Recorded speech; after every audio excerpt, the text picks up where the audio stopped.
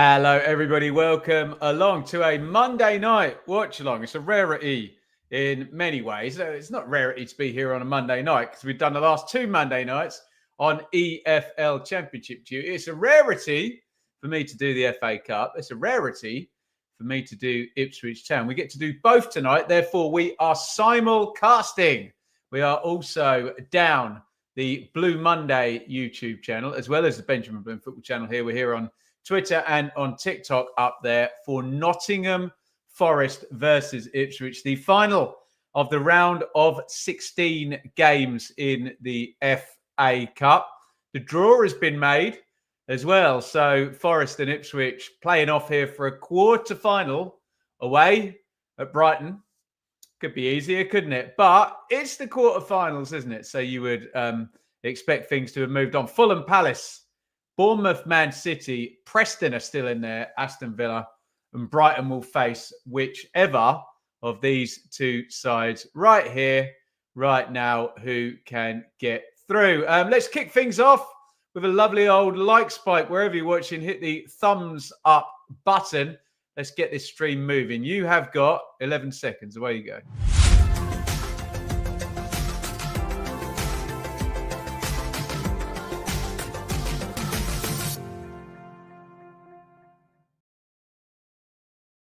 Right, big welcome to everybody. Looks like we're having our familiar connectivity issues with StreamYard. So apologies if the picture is not crystal clear. It'll hopefully right itself. Let's say some hellos in here. Lucy, Jeff, spike those likes. We have just done it, my friend. Kev, tough old season for Ipswich. You are telling me, mate. Alistair, welcome. Jay, Greg. Liam, the David McGoldrick derby. David Johnson you could have gone for, but maybe he's persona non grata after his blooming son did for Ipswich, playing for Spurs the other day. There you go. Alex, welcome to you. Alcatraz, Trevor, Norman, Mike, Horse, Hollerer, Kill, Gallon, Ipswich resting players. Well, shall we go right into the team news with that being said? And I will ask the normal questions here. Who are you looking forward to seeing? Who are your potential match winners? Let's have a look at the lineups here for Nottingham Forest versus Ipswich Town in the FA Cup.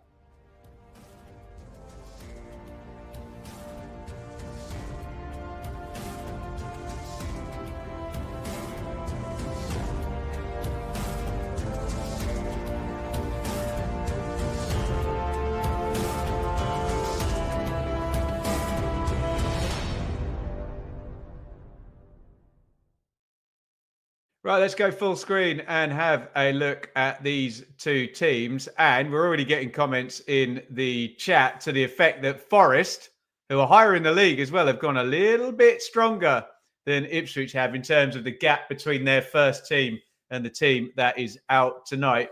You do the counting here. How many first teamers in that Forest side? Most of them, from what I can see there. Matt Sells in goal, who I think is ahead for clean sheets in the Premier League now. So he's had a brilliant season along with that Forest defence. Ola Aina is the right back and Alex Moreno the left back. It is Morato and Murillo, a very Brazilian-looking centre-half pairing there. It is Sangare and Danilo, another Brazilian. You didn't imagine Nottingham Forest having all these Brazilians. How about that? Elanga and Hudson-Odoi wide. A lot of talent in those wide positions. Ryan Yates, Footmob have got him in the number 10 position, but, you know, he's box to box and he'll do his fair share of defending. And Taiwo Awoniyi up top for Forest on the bench. Hennessy, Williams, Bolly, Anderson, Gibbs White, Dominguez, Wood, Silva, Sosa. For Ipswich, well, count the first teamers in here. Palmer, that's probably one. Tuan Zabi, Wolfenden, Burgess, Johnson and Townsend, possibly less so. And Taylor, Morsey and Luongo, well, 2 out of 3 of those, probably definitely not so. Broadhead and Hurst up top. So, I mean, I can probably look at the bench, moreover, to tell you who is not there in that first team. Muric, O'Shea, Greaves, Davis, Caust, Taylor, Clark, Philogene, and Delap. Probably 1, 2, 3, 4, 5, 6, 7, probably, who you could argue are first teamers there on the bench for Ipswich. So read into that what you will, and let's jump straight in to predictions. You have got 24 seconds to get your predictions in. You don't have to be big. You don't have to be clever. Just all I need is Nottingham Forest, something, Ipswich. I get we're going to get a lot of home wins in this one, but just be honest. Let us know how you feel this one is going to go. I'll read them all out. I promise. Here we go. Get your predictions in wherever you are watching.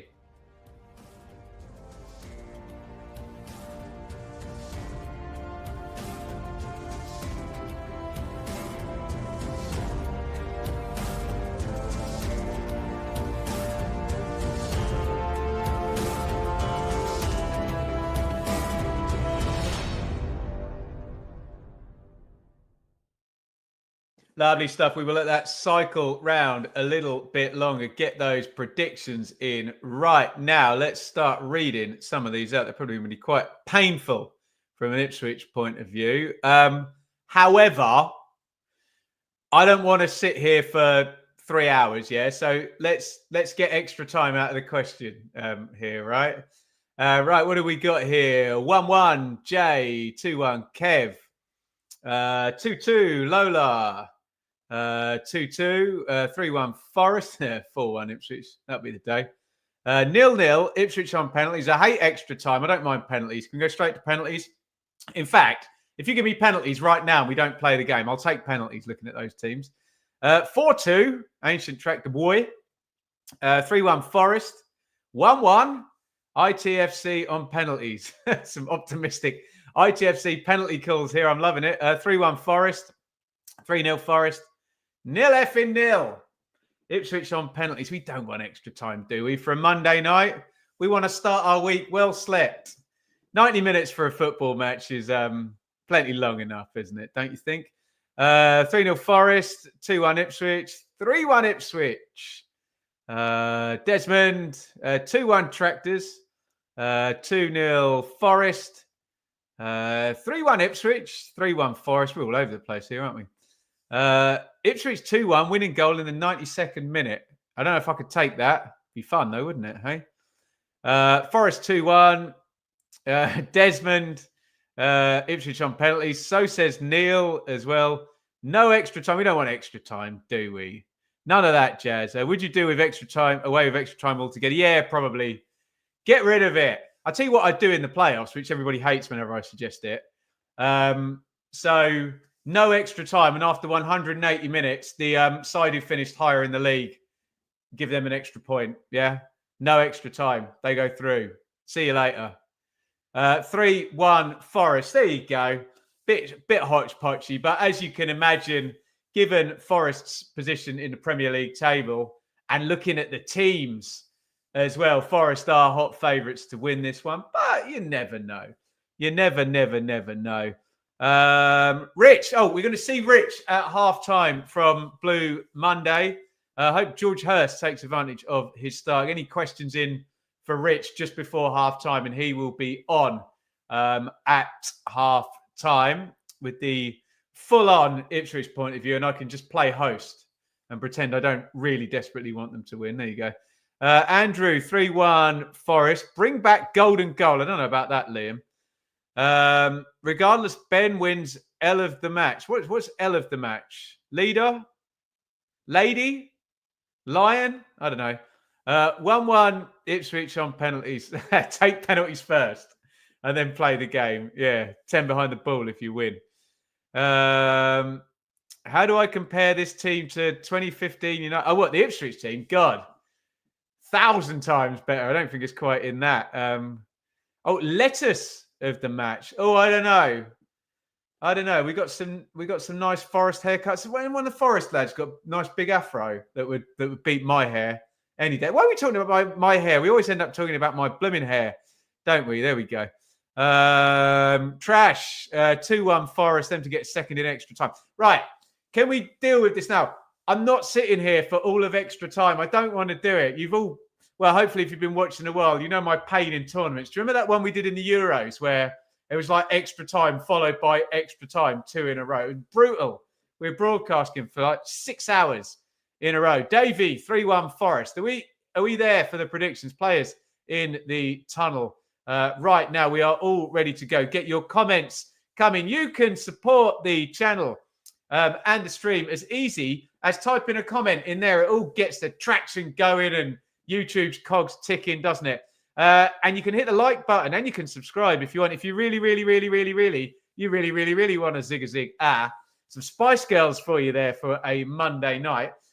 You can donate via Super Chat or Super Sticker, or you can join up. We recommend that people join up on YouTube here on the Benjamin Bloom Football Channel. If you're watching down Blue Monday, as well as the Telegram group and all of that good stuff over there, it's absolutely free. But if you do want to support financially, you can. And yeah, we're pushing you down the YouTube route on the Benjamin Bloom Football Channel. Don't know whether we'll continue the Patreon for many years longer with the YouTube alternative. Now, players out.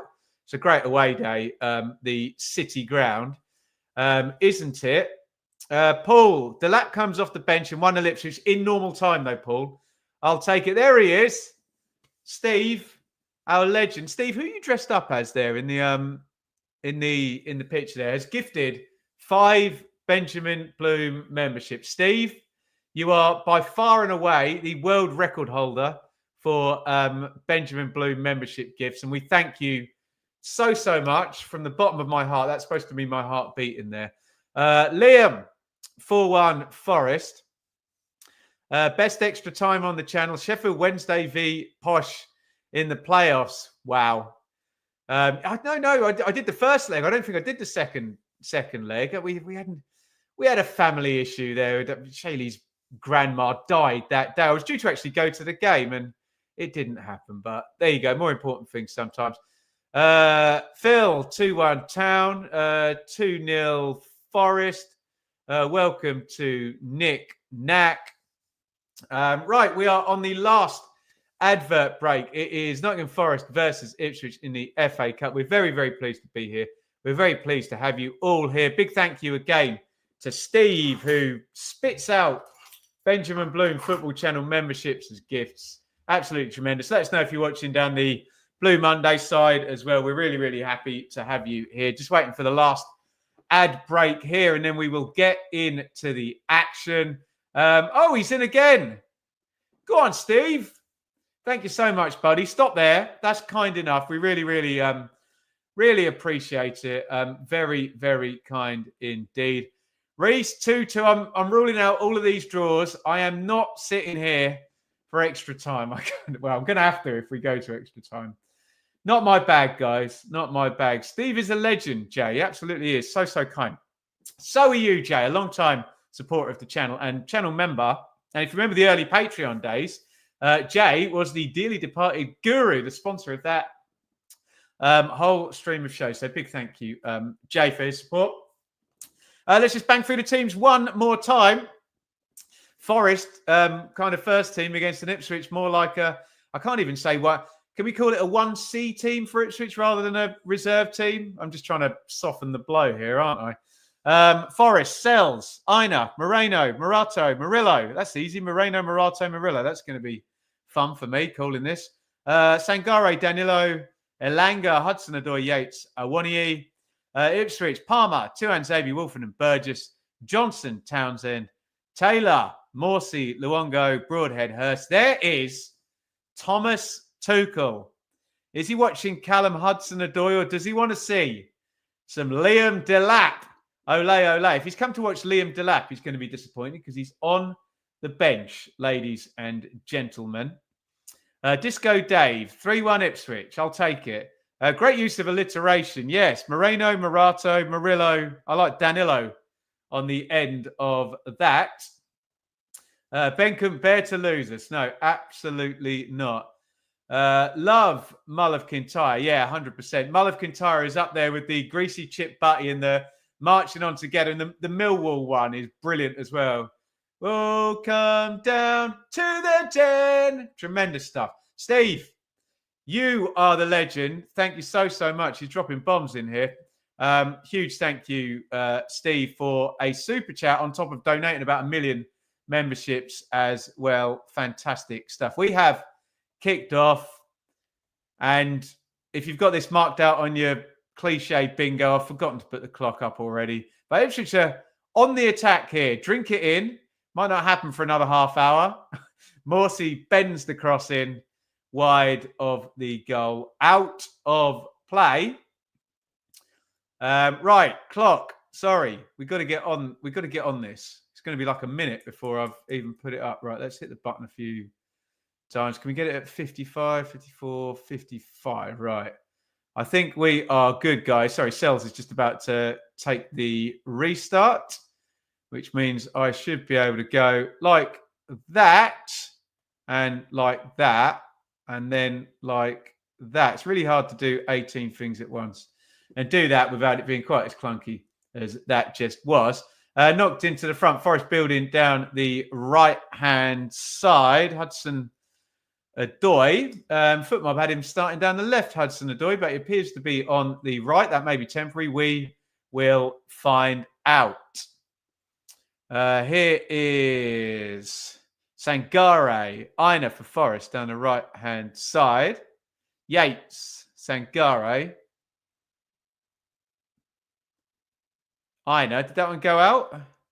Yes. I mean, they're giving it away. If not... did I see the Hibs one yesterday? So I did not, Liam. People keep telling me about this sunshine on Leaf. Oh, link me up. Tweet me a YouTube link of it or whatever. That'd be grand. Isn't it ridiculous to be resting players at this stage? I don't know. I trust the professor implicitly. He can do what he likes for at least another year, hey? Tuan Zabi. Taylor up the line. Looking to get Johnson away. Good sliding tackle there. Nice vertical passing by Ipswich. Leave your bias at the door. Always, Callum. Try and leave your bias at the door. It's hard. It's really hard for some people. I do my best. I think I do quite well. Some people don't even try, do they? Townsend crosses, left-footed, flicked header at goal. First effort on goal in the game is by Nathan Broadhead. Easy save by Matt Sells. And here comes Alanga versus Tuan Zabi. Nice turn of pace. Tuan Zabi kept with him. What are we thinking tonight, Ben? I'm thinking I don't want extra time because I quite like to watch TV with the missus afterwards, but it'd be too late if not. And I'm thinking if Ipswich can just stay in the game into the second half, maybe they can bring Delap and Philogene and the likes in off the bench. But looking at the teams, you would be expecting a home win here, wouldn't you? Good chance that wasn't enough conviction. I'm not sure about the conviction, Nick. Now, it just didn't look like there was enough pace on the cross, but the angles were all nice. Broadhead's actually pretty decent in the air. Steve, watching from the hospital bed. Steve, hope you're okay. Can we get some...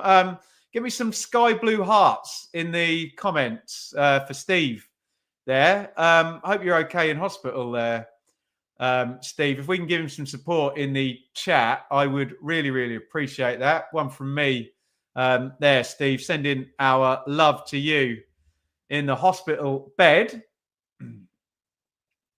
Right, here's that. Cross floated into the near. That's a difficult chance, isn't it? Because he can't really play for the near post there, Broadhead. Sells is easily going to save that. Yeah, he couldn't have done a lot else with the angle. He's inside the near post and the pace on the cross. Thank you, guys. Lovely support for Steve, who's in the hospital at the moment. Well done, Jay, Lee, Dave, Nick, Knack, Geronimos Beats. Geronimo. MRI scan. Oh, good luck. Good luck, Steve. We're all with you, fella. Everything crossed for you here, buddy. And look all the support you got from your friends here, matey. Best of luck. Thank you, guys. Knocked in long to Hurst, nodded down. Didn't really get any change out of those Forest centre halves. Hurst found a bit of space there. Awoniyi up the other end, can't quite win it. Morsey feed in. Hurst hits the deck, no foul. Murillo came with him, given away. Luongo, Burgess, Palmer clears that left-footed. Straight out of touch towards Nuno Espirito Santo. Right, Steve, this must stop now. Thank you so much. Another 10 of the memberships. He's dropping bombs again. Thank you so much, Steve. Very, very kind indeed, buddy. Really do appreciate it. You're not going to send me an invoice for all of these memberships you're dropping, are you, mate? But it's very, very kind. And as long as you can afford it, I'm sure everyone's happy with the 3 memberships. Well done, guys. Lovely support for Steve there. Speaking of which, we seem to have something to applaud in the game as well. Something going on the screen there. Looks like Nuno and a Forest fan. So, yeah, I don't want to assume anything, but I will join in the minute's applause here. If anyone knows what that's for, do let me know. Here come Forest down the right. Elanga puts it in. It's Yates in the box there. No Chris Wood, of course, tonight. You'd like him on the end of that. You'd like him on the end of anything this season. All that's fed through into the box. Yates, who is quite far forward, to be fair, to that foot mob projection. Aina comes in, shot deflected. Yates has got it, crossing position on the right-hand side. Yates knocks it back. Hudson-Odoi, Aina. Nice build from Forest. Sangare. Hudson-Odoi, you know he's going on the left foot. Broadhead must know that as well. Shows in the right. Nice 1-2. Lovely back heel. And it's going to be a corner for Forest. There we go. Thank you for your applauses. As a Brighton fan, please beat Ipswich. Please beat. You want Ipswich to lose? Surely you want to face Ipswich in the quarterfinals. So it looks like the lad in the photo is no longer with us. So yeah, that was what the minute's applause was for. Ceylon fella, rest in peace. Corner goes over everyone's head, but there's a recycle here. Aina's had about 15 touches in the last 2 minutes. Cross goes in left-footed. Oh, Awoniyi was there. It's going to break in the box. Oh, clever back heel by Murillo. What about that? A bit of skill there from the centre half there. Spinning bird kick back heel there from Murillo. Beautiful bit of skill from the centre half there to back heel that back out. Have a look at that. Love that. Cross charge down, though, by Connor Townsend. Murillo's about to get gift by about 50 people. Whoop! See you later. Oh, in comes the corner. Wow, how has that not gone in? Oh, Sangare was on the near post. Good delivery by Elanga. It just looked like it was going to drop in the far corner, didn't it? Ipswich struggling on set plays lately. Oh, he should score that, shouldn't he? Luongo's wrestling with him. It's really poor from Luongo, isn't he? I mean, you could argue he's put him off there, but both arms around him. He's lucky Sangare doesn't just fall to the ground because he's going to get a penalty for that, isn't he? Just sticks the header wide of the post. Best chance of the game by a mile there. Sangare probably should have opened the score in there. Poor marking on the near post. Inches away, indeed. 300 grand raised for charity. That's absolutely tremendous from that.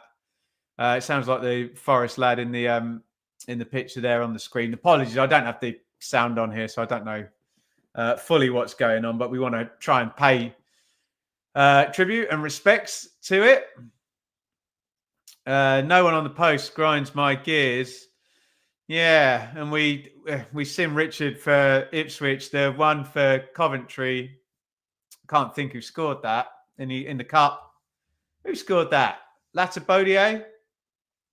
Glanced that one in. I mean, good delivery, good header, but yeah, it's good to have someone. I mean, what you can do as well is if the ball goes in the near post, you have someone who can drop onto the far post once they know where the corner's gone, which we do see some set play setups. Murillo through the back of Broadhead there. Foul. Free kick. The size of Morato and Murillo, by the way. Couple of old school hulking centre backs, Forest. You love to see it, don't you? Connor Townsend is giving the signal. I'm not sure he's going to take the free kick. Yes, he is. No, he steps over it. Johnson puts it in right-footed. Is Hurst onside? He's running like he knows he's offside. The flag go up in the end? Yeah, of course it does. Terrible free kick by Ipswich there. Hurst kind of knew 10 minutes before the flag went up that he was offside, didn't he? Yeah, he's miles off, isn't he? Forest hold their line. Well, love isn't always on time. Down, down, down, down. 11 gone. Not much in it. Broadhead glancing header. Big chance for Sangare from the corner. Probably should have scored. Nipped that past the far post. A nice 3-4 minute spell from Forest. So I guess Forest are edging it, aren't they? But nothing on the goal yet, really, or of note from either side. Broadhead foul there. Referee lets it go. Hudson-Odoi, Yates, Sangare. Forest picking up plenty of momentum in this. Murillo. Morata. Murillo. Are we going to get Moreno? Yes, we are. Yeah, 3 in a row there. We wanted it. We got it. Clipped in behind. Wolfenden really wanted the keeper to come out for that. Palmer. And he didn't. Wolfenden looked like he wanted to yell at Palmer there as well, saying, "Where are you?" Wolfenden in the end has to... Yeah, look, he's holding his arms out. I'll probably make Wolfenden right there that Palmer should probably be out of the goal and coming and getting that. Stuck to his line. All's well that ends well, but it is a corner to Forest. In it comes near post. Ipswich are going to get that clear. Hoofed up in the night sky by Morsey. Aina. Forest are just going to have to get back in shape. Decent press by Ipswich there. Hello to everyone watching on the Blue Monday YouTube. Welcome, welcome. Come one, come all to a great big melting pot. I remember when Forest signed Navas from PSG, yeah. Proper busy transfer window that was. That's gone to the back stick, all driven. Left-footed there. Cross goes in. From the right. Does an Ipswich player get a head on it, the back stick? Yes, Johnson does. Did open up for him, to be fair.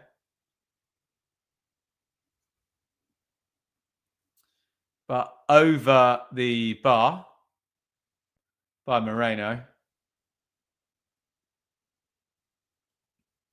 Luongo for Ipswich. To Anzabi, 15 gone. McKenna resting players for survival. What could possibly go wrong? Townsend down the left. ITV's director has a bit of a hit the wrong button there. So I didn't see what happened. Townsend just ran it out of play. Or did he get the foul? He did not get the foul, Connor Townsend. Off Ryan Yates. It's going to be a throw-in for Forest.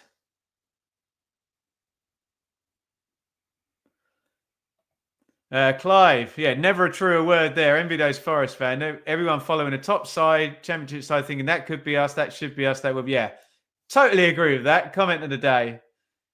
And honestly, over the course of time, I'm not really that bothered that Forest breached FFP when you've seen how hard it is for anybody to compete when they're coming up now.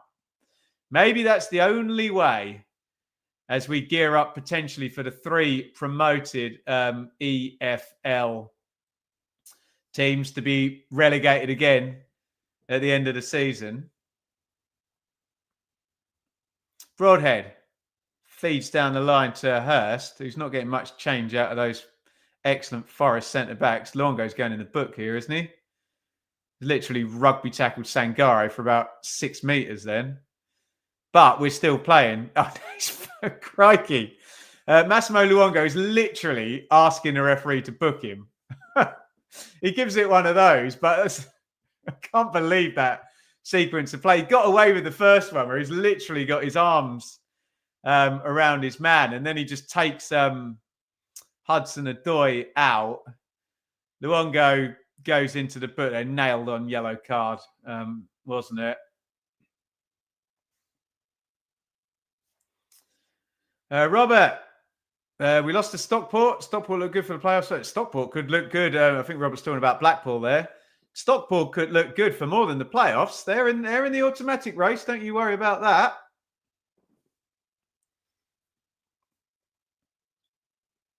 Free kick, Forest. Palmer just positioning Broadhead, single man wall. It's going to be a right foot outswinger. Elanga.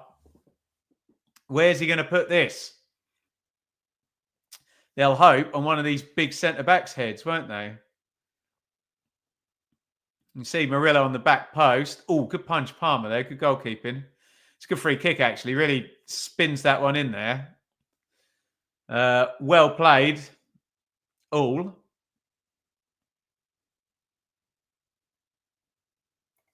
Very true. Envy a team like Brighton, especially after we beat them in the playoffs. Such a well-run club. Yeah, Brighton and Brentford are the ones. If you can do it gradually, then you don't have to do what Forest and maybe Ipswich had to do and gamble the farm on the first season. You know, try and build a squad that's remotely ready to compete. Although it's just not possible to build a squad in the Championship that's immediately gonna compete.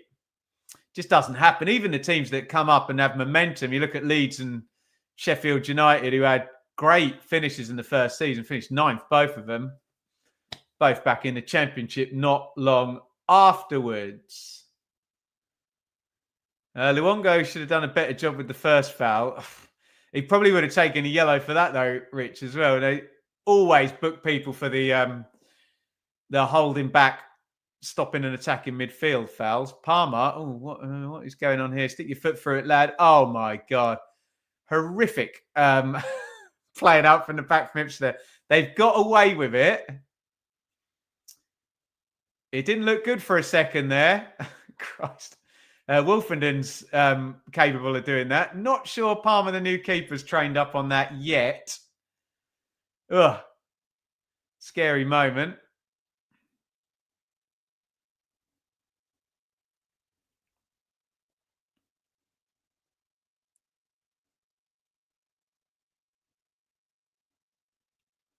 Here is Morsey. Palmer. Burgess. Luongo. Reckon Luongo's getting sent off in this one, or do you reckon he's clever enough to play on a yellow card? Morsey. Luongo.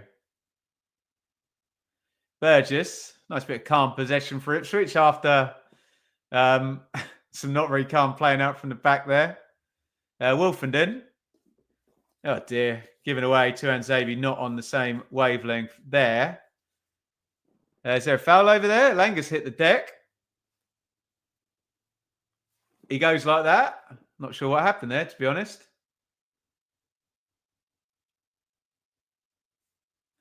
Neither is the professor, Kieran McKenna. Just having a look on the iPad back at that. Throw in, Forest, Moreno, who had that shot left-footed over the bar. Best chance of the game was Sangare for Forest, glancing the header on the near post. I think Palmer was beat on that one. Just needed to find, probably didn't need to be that accurate. Just anything in the far corner is a goal, isn't it? I think. Hudson-Odoi. Morata. Keep those comments coming if you are enjoying the stream. We're very happy to have you here on the Benjamin Bloom Football Channel, simulcasting on the Blue Monday YouTube channel. We're here on the Benjamin Bloom Twitter and TikTok as well. Wherever you're watching, hello everybody up there on TikTok. We're really pleased to have you here for a Monday night in the FA Cup. Forest 0, Ipswich 0 thus far. Forest probably edging it. Forest stronger 11 as well relative to first teamers. Elanga gets to the byline, crosses it in. Wolfenden, who's probably Ipswich's best player thus far in this game, cool and calm, gets it clear. Morsey, strong. Luongo. Burgess. Forest have got such a good team shape, haven't they? Ipswich played that really well and moved it from right to left, and there was no space to play into whatsoever. Liam Delap, ole. Yeah, give it another 45 minutes of game time, and you might be able to ole, Liam Delap. Evening, Gizmo. Evening, Ashley. You in the stadium, Ashley? You're on your sofa, matey. Aina knocks that one forward. Loads of space for Awoniyi, who's run behind Tuanzebe. Tuanzebe 1v1. Elanga curls the shot over the bar. Danilo's going to be annoyed because he'd made a really good third-man run when that was knocked in to Elanga. Nice direct bit of play by Forest to get Awoniyi in behind the Ipswich centre-halves. There's a little reverse ball in there. Whoop. Might have had to go through Wolfenden's legs, but it was on to Danilo, wasn't it? On the sofa, Ashley. It's warmer there, isn't it? Hey, you get replays. And you get to hang out with us as well. Imagine that. The relative strengths of the starting team seem to be showing. Yeah, well, I grudgingly agree with you there, Mike. Does seem the case that if Ipswich can get to the hour mark and they're in the game and they can bring Delap in, then maybe there's something there. Kieran McKenna not prepared to risk them from the start. Johnson, Broadhead, Morsey. Morsey with the carry. Cross comes in from the right-hand side, deflected over Broadhead's head. Townsend into the box. Clever from Townsend, actually. Plays it first time. Blocked out by Aina. Townsend crosses left-footed. Good ball, that. And I tell you what, was that Murillo climbing there? He's good in the air, isn't he? Good play by Townsend there, the left-back.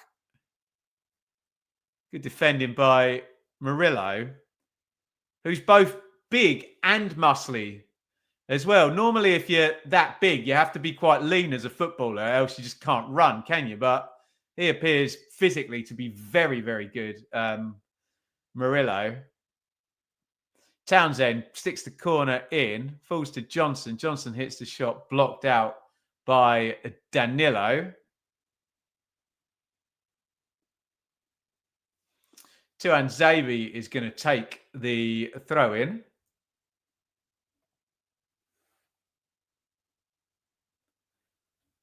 And it goes to Morsey. Morsey's going to knock that back to Wolfenden, is he? No, he's going to keep hold of it himself. Forrest just stepping out from the corner. Morsey pushes forward. Tuanzebe. Johnson, nice receive. Tries to spin. Good defending by Hudson. Not Hudson-Odoi. It's Moreno over there, isn't it?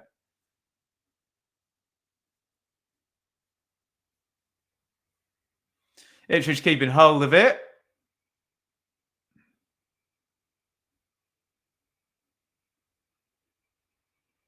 Broadhead, Burgess. Nice little ball through the lines. Here's Luongo. Luongo. Oh, my goodness me.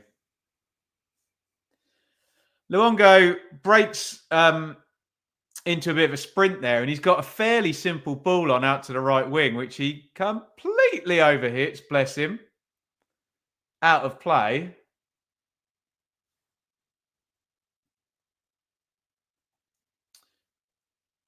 There is Mr. Marianakis, the Forest owner. Never a dull moment. Texas Tractor Boy. I'm enjoying the watch line from Texas. You are very, very welcome. Liam, bad news for us. Looks like Southampton are binning off Juric in the summer and going for Danny Roll. Interesting. Does feel like you can get Danny Roll out of Wednesday, doesn't it? He doesn't seem overly enamoured with Mr. Chansiri as his boss. Goal kick goes long. Two-hand Xavier sweeps it up, goes home to Palmer, who sticks his foot through it, right-footed. Sends it back down the ground. Murata just levers Hurst off it. Hurst has got his work cut out, hasn't he, against those two big bugger centre halves, eh? Steve. You absolute legend. Steve's dropping bombs again. Really, really appreciate it, Steve. Thank you so much. Although I've never had one, since I love corn dogs here in America, pretty sure I would love a sausage roll with... Oh, yes, you would. Yes, you would, matey. Bring it on. Whereabouts in America are you, Steve? Let us know in the chat. And thank you again for the support, Steve. Very, very kind. Oh, Luongo. Whoa, crikey. Just jumped into the tackle there. Hudson-Odoi does him a favour there by not throwing his legs up in the air and diving. But, yeah, Luongo looks a high red card risk at the moment. Hey, maybe that's the fan in me speaking, but he's on a yellow and he appears to be having a slightly erratic game. Orlando. Oh, beautiful. It's always sunny in Orlando, isn't it, Steve, eh? You love to see it. Free kick goes short from Burgess to Morsey. You can see how Forest win so many games in the Premier League. Just can't make any headway against their defensive shape, can you? Very good. And when you go long like that, those centre halves eat it up, don't they? Easy. Aina, Sangare.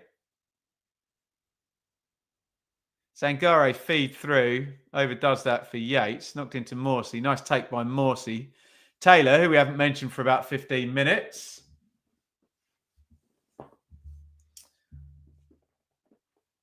Massimo's walking a tightrope.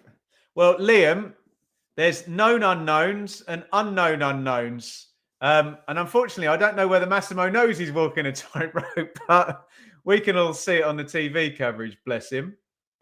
McKenna will not want to bring on Caius, but might bloody have to.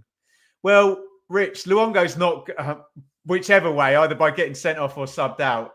Luongo was never going to do the whole 90, was he? I wouldn't have thought. But, yeah, Caius maybe used earlier than McKenna had planned. Broadhead, lovely chest. Can he change direction? No. Good defending by Aina. Danilo, whatever. I'm not Portuguese or Portuguese speaking. Elanga down the line. It's a good tackle by Two-Hand Xavier. He won a goal kick. Excellent from Two-Hand Xavier.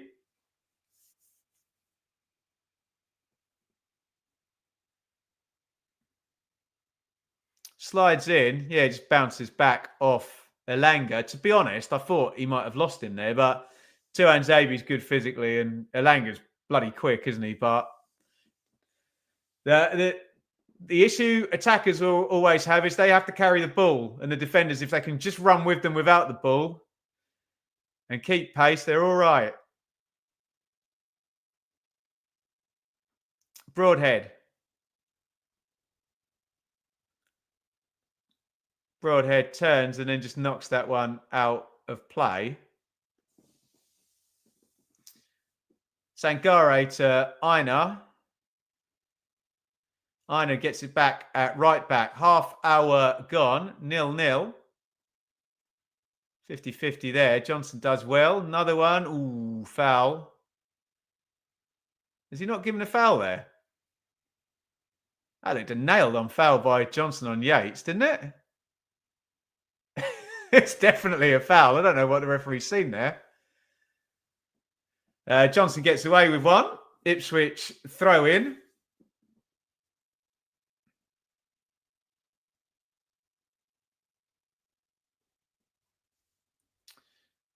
That was what Donald Rumsfeld said. What have I said in the last 10 minutes that Donald Rumsfeld said? Was he like a presidential candidate? Donald Rumsfeld? I don't know. My US politics is not good. Cross our fingers with Luongo till half time. Tractor Boy's making a fist of it. I mean, well, they're not behind. So if that classes as making a fist of it.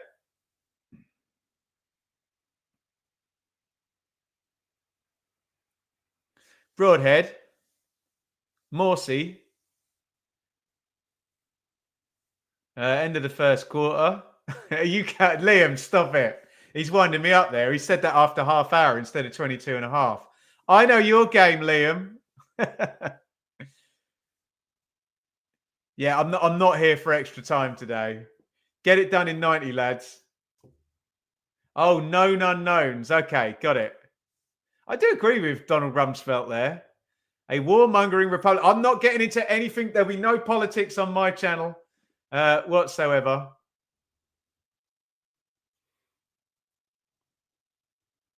My point being is sometimes you know that you don't know something, in which case you can sit with that. Other times you don't know that you don't know something. And you have to learn that you don't know it to have the humility to then accept and try and learn it, yeah? Was the point I was trying to make. Ben, who do you think had a better career resurgence? Tuanzebe or Tanganga? That's a good question. I mean, I suppose Tuanzebe's in the Premier League, but Tanganga looks a bit of a beast for Millwall, doesn't he? So I think he'll be back in the Premier League at some point. I don't know. Good question. Not much in it, is there? Right, are you ready to play hot drink roulette again, guys? The ball's back with Palmer. And this has been sealed. It could be hotter than the sun, Lynn. Palmer out to Townsend. Oh, that looked like a foul by Aina on Broadhead. Tit for tat then, I guess. If Yates didn't get the one from Johnson on him. We'll move on now. Hudson-Odoi. Sangare. Hudson-Odoi. Oh, nice little feed. Yates into the box. Crosses low. Kind of fortuitously cleared by Ipswich. And then Broadhead off his thigh gets it out. Great pressing by Forest there. Ipswich can't win a single second ball. Hudson-Odoi. Loads of space for Elanga. Crossing position. Back to Hudson-Odoi. Nice back heel. Forest patient. Sangare. Elanga comes in off the right. Really patient from Forest. Murillo. If they score from this, their manager will be elated that they didn't just ping it in the box at the first option. There's obviously a trigger for when they're allowed to cross it, and they haven't passed that threshold. But Ipswich have defended it well, to be fair. And Luongo, who we've been a bit sceptical about in the last 10 minutes. So a good moment from him just nicking in front there and drawing the foul. There are no knowns. There are things we know. We also know there are known unknowns. That is to say, we know there are some things we do not know, but there are also unknown unknowns. I mean, it's a word salad, but it's true, isn't it? Very true. And yes, we don't know the ones we don't know. How about that? Yeah, very much so, Ben, on Tuanzebe and Tanganga. I think the fact their names sound vaguely similar or begin with T and have lots of syllables doesn't help with the confusion, does it? 0-0. In this 90-minute matchup between Forest and Ipswich, Forest with the best chance of the game.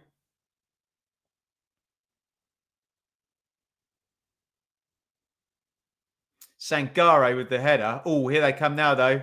Elanga crosses. It's in the box. Moreno blocked out. Shot driven in by Danilo. It's a really good block by Wolfenden. Be interested to see on the replay whether that one was flying in the corner.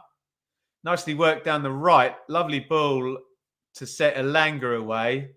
He crosses in. Where's this shot going? Oh, good clearance. I think the keeper might have been getting it, but Wolfenden in the right place at the right time.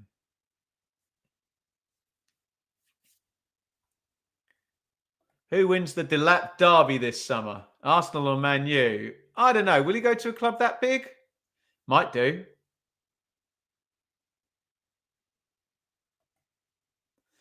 Might do indeedio. Burgess goes long, Diag. And Johnson win that in the air. Now he might be able to win it on the deck or not. Moreno does well. No, he doesn't. He's let him go. Oh, Taylor was in a crossing position there. Couldn't get it up and off the deck. And here comes the lightning quick Elanga on the break. Good carry. But this time Palmer is smartly out off his line. I think Jack Taylor's apologising for the not so great cross. He's on the ball again.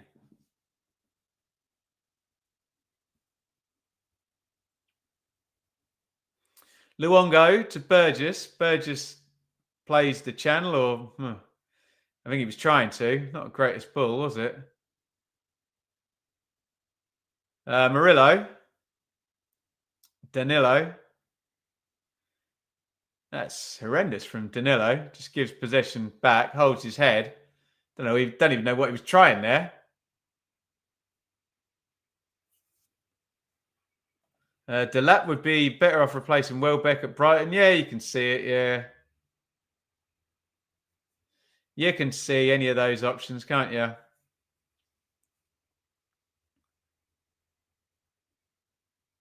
Give and go down the line. Johnson, again, real low on quality in terms of crossing. Well, other than Townsend's couple of balls from the left-hand side. But from the right-hand side, Taylor and Johnson for Ipswich, both with opportunities to cross, kind of wasting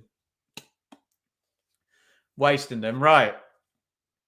Are we ready for drink roulette? I daren't do it. I'm just guaranteed to burn my tongue. Right, I'm going to take the top off it. There we go. I'm going to let that cool down a bit. Look, steam coming off the top. Hudson-Odoi down the right into the box. Nice change of direction from Hudson-Odoi. Shot driven in from the edge of the box by Sangare. Is a low percentage chance and, far more difficult than the glancing header he had much earlier in the game, where he probably should have given Forest the lead. Really good wide players, Forest, haven't they? Hudson-Odoi and Elanga. Cameron Burgess went down after that shot went over the bar.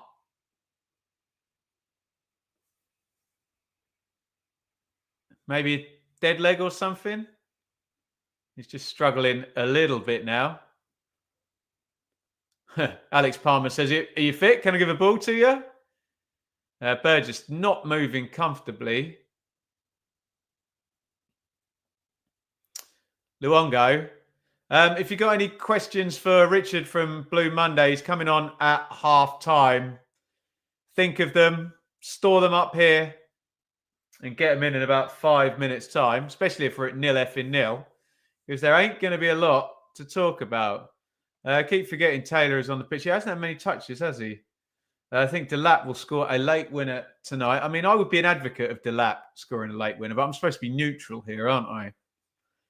So let's assume I didn't say that. Hudson-Odoi. There's a foul. Was it Luongo again? Just pulling Taylor back. Not Taylor. Yates. Idiot. Townsend slides in. Corner Forest. They've had a few, haven't they, Forest? I think this is number 4. 8 shots, by the way, Forest. Haven't yet hit the target with any of them. That could all change from this set play.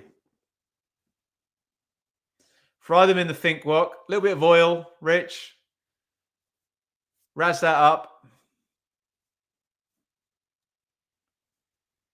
In it goes from Ilanga all the way out to Moreno. Crosses back stick. Oh, Sangare was there again. He's a big unit. Doesn't win it. Broadhead hoiks it clear, but the offside flag had already gone up.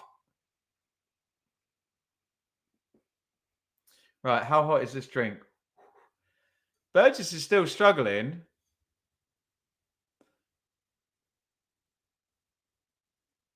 I don't think it is a dead leg. He took a whack on the knee, actually. It was knee on knee between him and Awonyi. And the big Aussie is very manfully continuing.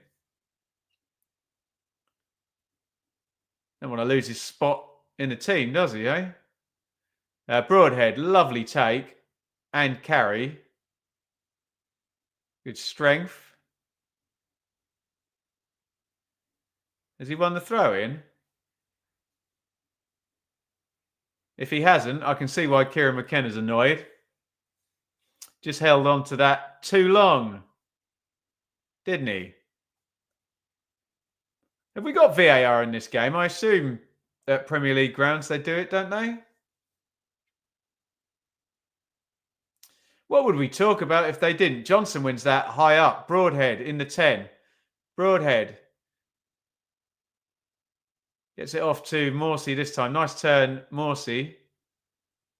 Crossing position on the right for Taylor. Taylor to Johnson. Again, it's poor down Ipswich's right. They're going to get another go, though. Taylor puts a much better ball in this time. Good header clear by Murata. To Anzabi. Morsey. Burgess. Townsend. Broadhead. Burgess.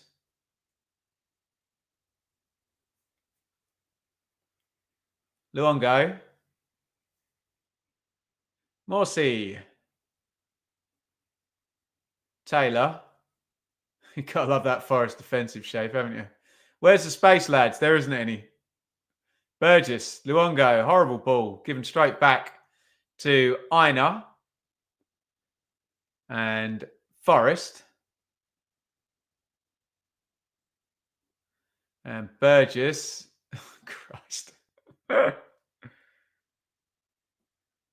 Burgess plays the ball back to Alex Palmer, and he's not right, is he?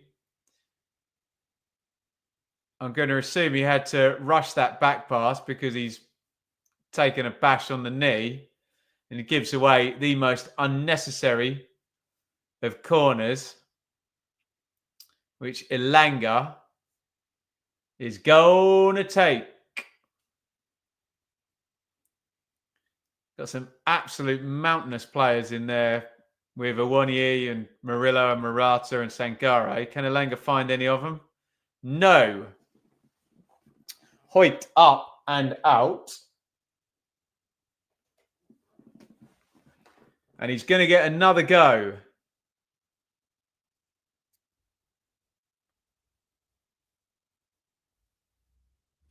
Ina's going to take... Oh, he's not going to get another go. It's a throw-in.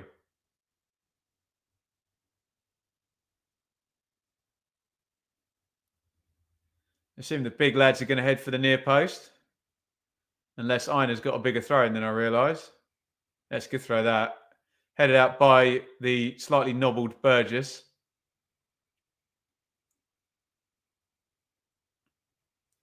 Here is Murillo. Tries to ping it out wide and find. Ina again. Headed out. John.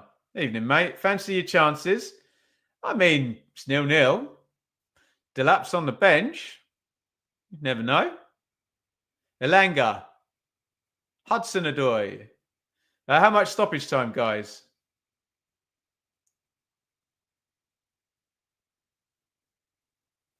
Only 1 minute of minimum stoppage time. You got any questions for Rich from Blue Monday? He will be appearing at halftime to chop it up. Oh, nice chest there from Danilo past Morsey. Knocked through. Townsend is going to shepherd that out. And that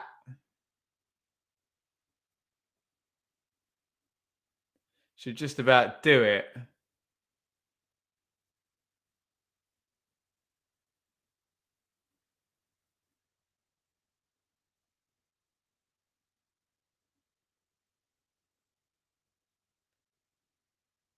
"20 seconds of minimum stoppage time left in the first half. Forest 0, Ipswich 0. Quiet first half. It's not a classic, is it? No. No, it's not. Few and far between classics, though, aren't they? Hey, the bar is high, and standards are low, and expectations are high. Half time, 0-0. We'll have Rich on in a bit. Joining us here, Rich from Blue Monday. We are simulcasting tonight down the Blue Monday channel. Bit of a nondescript first half, wasn't it? Forest edged it, didn't they? But neither side massively worthy of the lead. Although the thing with Forest is they're so hard to attack against that if you are level against Forest, you could be level and have created completely nothing, which is kind of, I mean, Ipswich got 0.16 XG. Was that all Broadhead's header? 0.08 and Johnson's shot. Yeah. So Ipswich have created precious little. Best chance of the game was Sangare for Forest, which doesn't come up very high on the XG, but it's one of those where if he gets any kind of decent connection on it, it's going in the far corner. It went a little bit in Forest's favour. I think they took control after that, and yeah, like I say, pretty nondescript, and Forest controlling it somewhat. Let's bring Rich in. Shall I get rid of the banner? One sec. Welcome everybody, Richard Woodward from the Blue Monday podcast. What do you make of that, mate? And they're saying in the chat, not a classic. No, if I'm ITV, I'm wondering why I picked this one. But as an Ipswich fan, I'm quite happy to see it's not behind at half time. But yeah, I think probably the tale for both teams actually is the wrong players getting on the ball. For Ipswich, a lot of Wolfenden, a lot of Morsey, a lot of Luongo, a lot of spraying those passes out off the side of the pitch. And for Forest, similarly as well, Aina and Elanga's got in a little bit, hasn't he? But not a lot of Hudson-Odoi, not a lot of Elanga is going to run one of the Ipswich centre backs in at one point in this game, isn't he? He looks like he's got legs, doesn't he? It does feel like the risk, and I just think Taylor's not touched the ball at all. Broadhead doesn't get the ball in dangerous areas. Hurst has had nothing to do. I think the difference between Liam Delap and George Hurst is that Liam Delap gets bored and goes looking for the ball, doesn't he? And usually kicks a man or chucks him over to try and make something happen. And mate, Hurst even for Delap though, who's a beast of a player, those Forest centre backs, that Murillo's really good, isn't he? Yeah, and I was at the Forest League game earlier in the season, and I kind of was sat there thinking they're like a boa constrictor, aren't they? When they're in defence mode, there's no way to get through them at the moment. And as you mentioned quite a few times, I think one good cross from Townsend, probably Towns' best player actually. But other than that, the delivery, the final ball, it's very much like Ipswich at Old Trafford in the second half last week. Just no idea really how to get that penetrating pass in behind or that through ball in, and that's going to be the trouble for Ipswich, because Forest appear to be happy to let them have the ball in their half because they know they're not going to. What have they done? A Broadhead header in the opening few minutes. That That's aside, keepers. difficult chance that as well. He's inside the near post, and there's Yeah, not a don't get me pace on the wrong. cross, is No, there? I mean it's a good attempt in the context of that moment, but that sells single contribution to the game, isn't it? I guess so. Uh, Rich, can I just get your take? There's quite a bit of criticism for the team selection mhm. in the chat, which I kind of understand. So a few people sort of saying, well, look, Ipswich are either going to go down or finish 17th, and it's 6 days until the next league game. Why not put Delap in and Philogene in? What is your take, A, on the criticism and B, on the team selection? I haven't got much of a problem with the team selection, if I'm honest, Ben. The real quiz is Saturday at Palace. And I think McKenna mentioned it in his pre-match that a lot of these players put in good performances at Coventry and therefore deserve the chance. And I think actually, apart from maybe Luongo, who's looked a bit shaky and Taylor's not been on the ball, actually no one's really had a bad game. I think Johnson's done all right. Palmer has done what he's needed to do, a few scary moments. So I haven't really got a huge amount of problem with it. And actually, as I mentioned, as an Ipswich fan, 0-0 away at Forest really isn't that bad a situation. It's not great entertainment. Apologies, folks. It was never likely to be a kind of a 4-4, but maybe who knows what happens when the subs come on second half.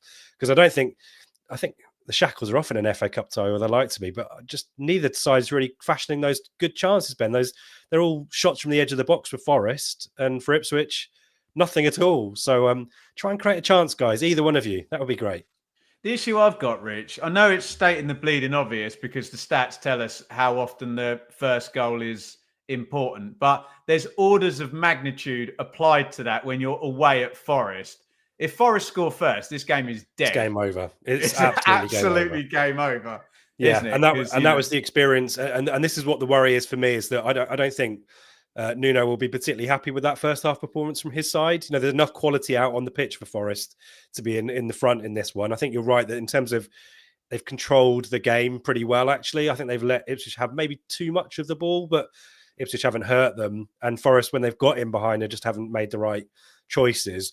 But in the Premier League version of this fixture, it was a similar kind of story that Ipswich had a lot of the ball, probably made better chances, actually, had Delap in the team, which was naturally going to aid that. But Forest came out at the start of the second half and just blew Ipswich away in a kind of 5, 10, 15-minute spell, admittedly scored off a penalty, but they could have had 2 or 3 goals in that time. And then after that, just sat back.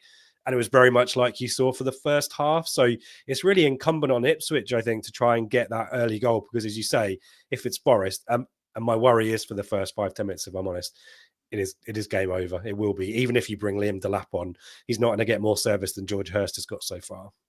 Well, given my complete hatred of extra time, would you advocate my 60-minute rule where the managers, I'm looking at the benches here, should be forced? I need to see Gibbs White, Wood, Jota Silva, Delap, Philogene, Clark all have to come in at 60 minutes. All 6 of them line up because neither club needs extra. I know Forest could seriously win the FA Cup, but neither club needs extra time here, do they? No, and especially taking into account Ipswich, Palace have got 2 days on them, having played on Saturday, which is unhelpful advantage too.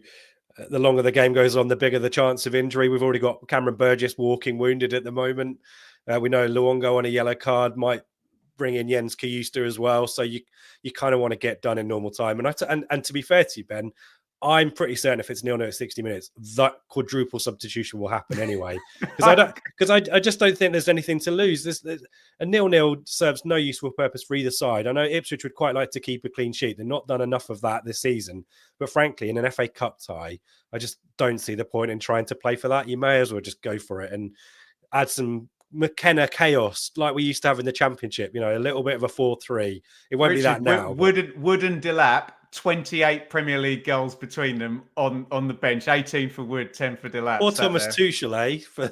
Who's he got to see? I'm not sure. Okay, well, Gibbs White's on the bench as well, isn't he? Yeah. Wasted trip. So just generally on Ipswich, where we've got you on, Rich, you said the real quiz is Saturday. Do you want to explain to the go a bit Blue Monday on the Benjamin Bloom followers here. You're still kind of enjoying it. It's a slog, isn't it? A promoted team in the Premier League. What are we in now? August, September, October, November, December, January, February. We're into month 8 of it now. Yeah. Yeah, I mean, I write an article for BBC Sport every few weeks about kind of fan view. I think you're right. Yeah, 7 months, I think. And any Sheffield United Leeds fans watching down your channel, and you'll know this anyway. I think they've been there, mate. there's kind of 2 or 3 things that just jump out for me. One is more frustrating than the other. I mean, the speed of thought and physicality of it is just unmatched. You don't see it in the Championship. You just don't. Or if you do, it's a player who's physical but poor with the ball, and vice versa. They're kind of good with the ball but not physical enough and not quick enough, or not, don't have the stature. Premier League teams generally have players who do all of it, and it just doesn't feel fair. But I think the biggest thing, and the difference tonight as well, maybe I'm not sure who the referee is. I'm not sure it's an elite Premier League referee. I think he's let a few chunky fouls go, but Premier League fouls, simulation, I'm going unpunished. The referee feigning is Harrington.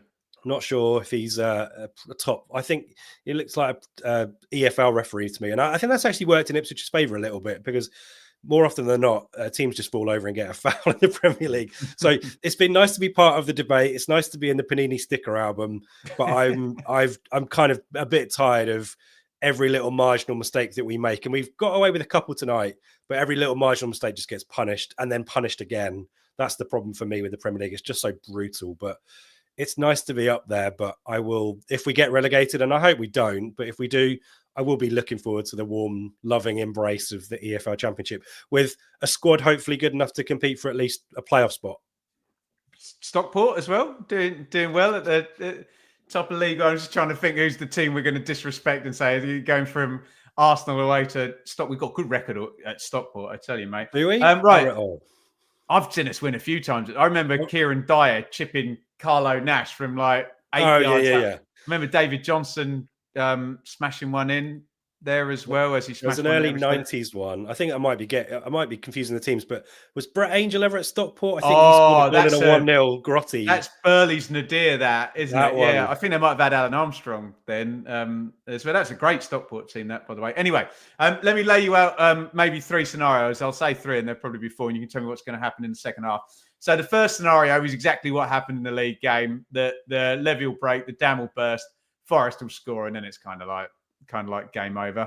The second one is both managers wait for each other to make the first sub. Neither of them do it until minute 74, and it goes 0-0 in extra time, in which case it's probably going to penalties or Forest win 1-0. Or does Liam Delap appear and, score Ipswich's one shot on target? What are you thinking the second half is? And what's most likely rather than what do you want to happen? Because I know what you want to happen. Yeah, I think most likely, sadly, is Forest just turn up in the start of the second half, score the goal and put the game out of sight. I've been there. It's Groundhog Day for me. So that's what I'm expecting. What I would love to see, actually, given Luongo is on a card and looking a bit iffy, I would be bringing in. I mean, I'd be tempted to make the double change because I don't think Broadhead is contributing a huge amount in the attacking sense.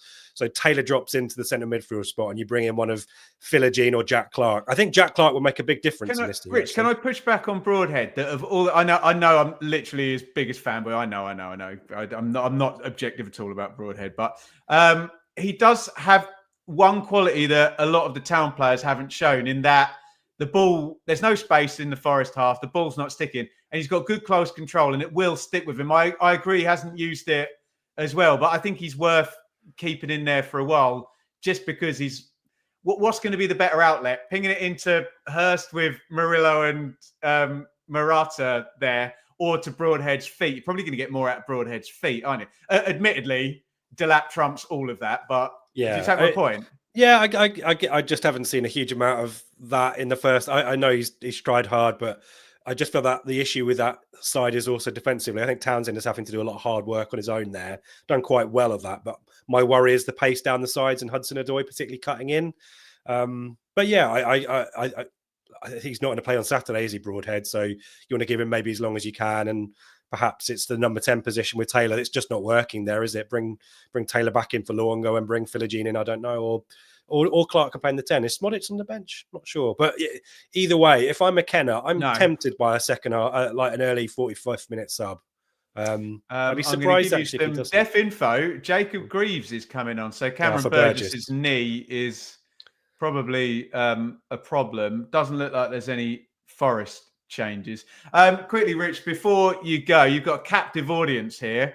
You've got, far be it for me to say, possible EFL fans ahead of next season. You've got probably some Forest fans in here as well. What can they find over on the wonderful Blue Monday channel, Rich?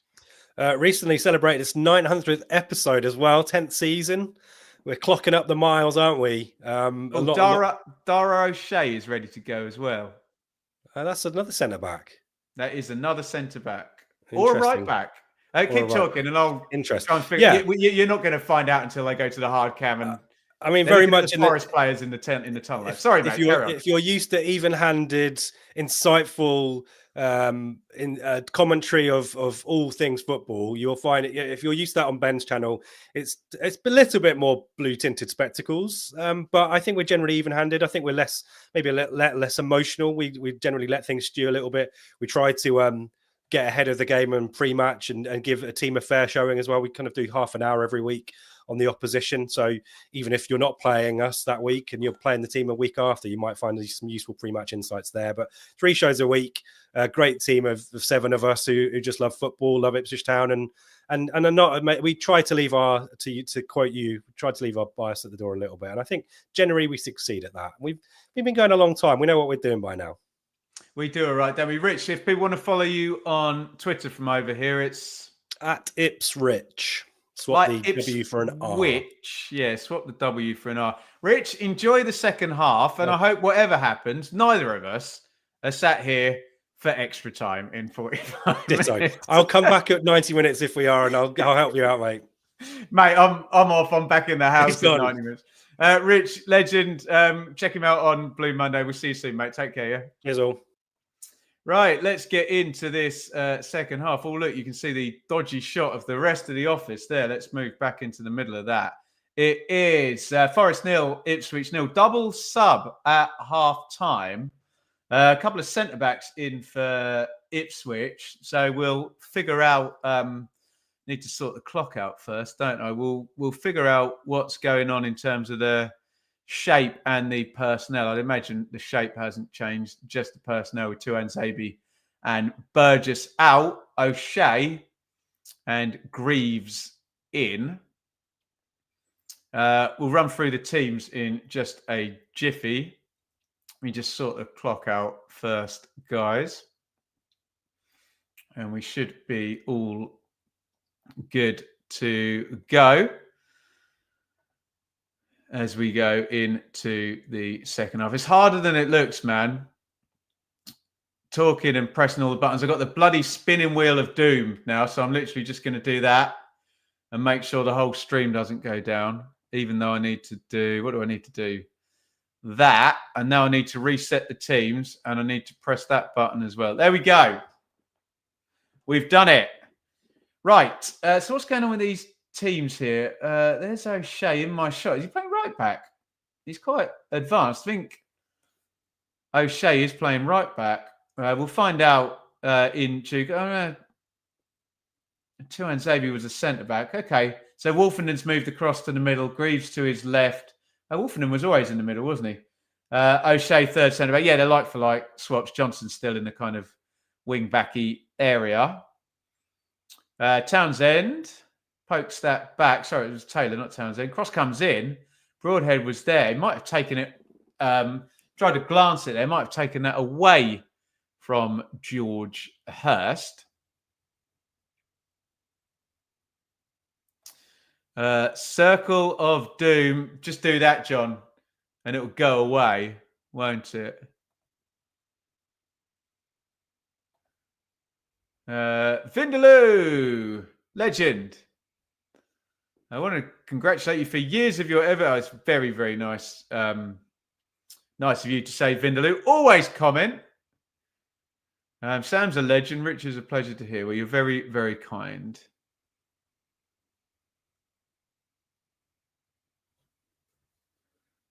Here's Broadhead.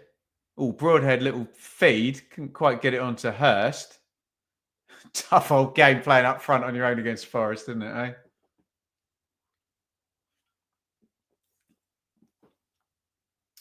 New Order. Top band. I feel so extraordinary. Something's got... I think that's my favourite New Order, to be honest. Even better than Blue Monday, even though we have a podcast named after it. Taylor down the line, overcooked to Morsey. I agree with Richard's point. Lack of quality in situations like that. And here comes the Forest counter. Well dealt with there by Townsend. Load of space for the header away. Sadie, Birmingham fan here. Hoping you do Forest just to annoy my Forest fan brother-in-law. There you go. Hello to Sadie's brother-in-law.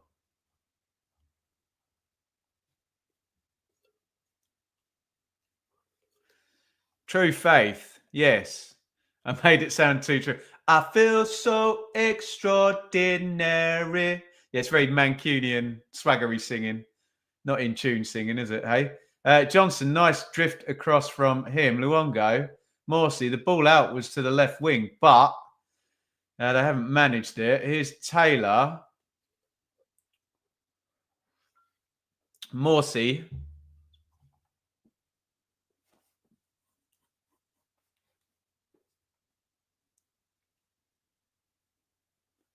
Townsend just gets robbed. And again, Ipswich just a little bit hapless on the ball in attack. Great carry by Hudson-Odoi, who's taken this miles. Elanga hits the shot. Palmed away by Palmer. They're going to get it moving again. Elanga didn't quite get it in the corner. Good pace on it, though. Elanga crosses left-footed, headed away. Oh, it's poor. Wolfenden heads it past Johnson. Moreno. Sangari puts it in. Sure, that was offside, wasn't it? Flag doesn't go up. Forest still encamped in the Ipswich box outside of the foot, given away. And Jack Taylor is going to clear his lines. Didn't manage to parlay that nice-looking counter into a really big chance there. I can understand why he took the shot early, Elanga.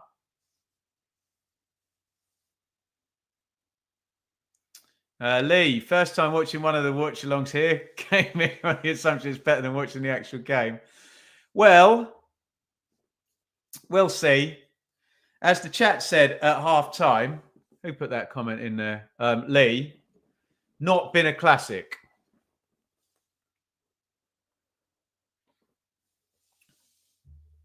Danilo drills the shot in right-footed. It's headed towards the top corner, but he doesn't get enough pace on it. Easy save for Alex Palmer. We're getting a replay of that one. We haven't seen a replay of the Elanga chance. Be interested to see how much of that far corner he had a look at there. How difficult a finish was it? He took it from outside the box. Greaves. Palmer. Morsey spins away from Yates inside his own box. Broadhead. Luongo. Greaves. Morsey spins away from Yates again. The turning circle of the QE2 there, Sammy Morsey. You love to see it. He's strong, though. Broadhead. Johnson with the Hollywood switch of play. Look at that, ladies and gents. Good ball, that. Townsend. Townsend tries to get the cross in early, blocked by Aina.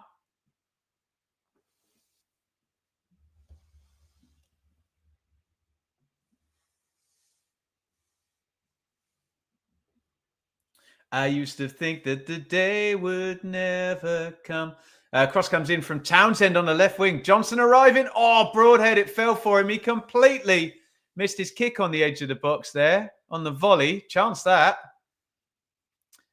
If he gets a muggy anything in the corners there, and the keeper's got a lot of crowd ahead of him. Broadhead missed his kick. Morsey drives the shot in. Good hit. Good save. Wow. think that might have been going in the top corner there from Morsey. Let's have a look at this one. Does well there, makes the space. Where's that going? Good strike that. I think keeper's well behind it and tips that one over the bar. Good play by both. Is it dropping under the bar? It's a good strike that, isn't it? Corner, Ipswich. And it goes right-footed, all headed down and into the back of the net. George Hurst has barely had a kick from the Forest centre-backs all night. Ipswich have barely had a shot in this game, but Hurst on the back stick from the set play heads it down into the back of the net. Nottingham Forest 0, Ipswich Town 1, slightly out of nowhere. I will take it. Get your thoughts in via the comments. Ipswich lead.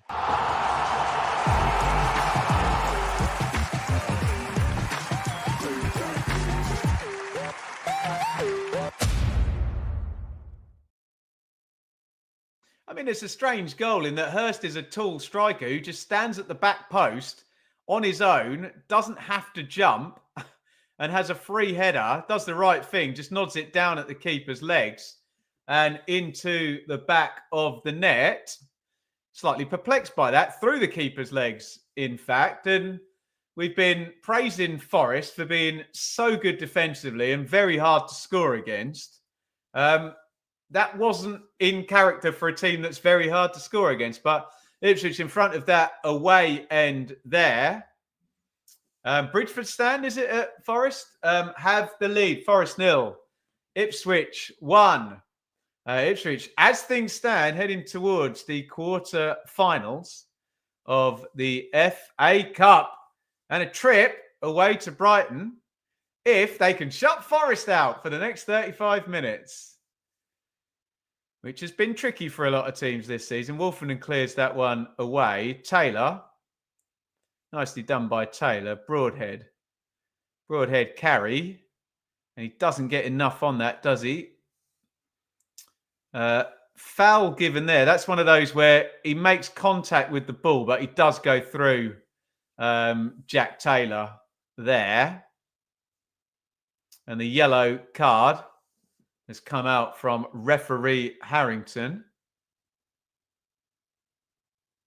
Oof.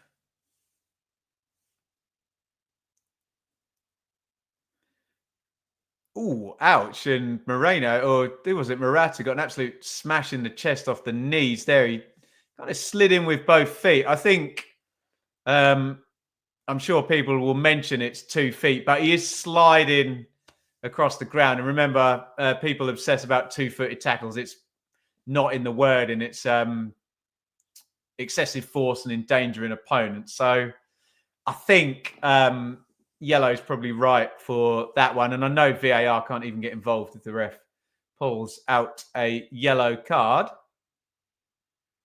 Better than listening to the Crankies on Talk Sport. Well, that's very, very kind. Park the bus. How about that? Sounds like a good plan to me.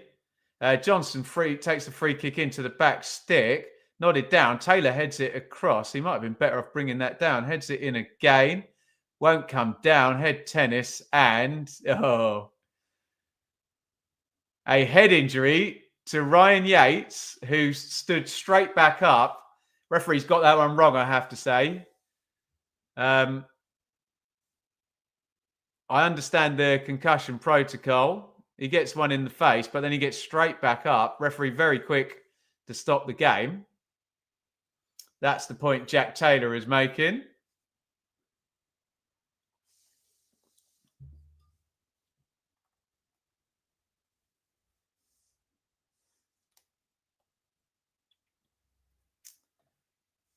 If that's against Birmingham, it's a red card. Yeah, a couple of interesting red cards against Birmingham in the last couple of games. Probably still would have won anyway, but yeah.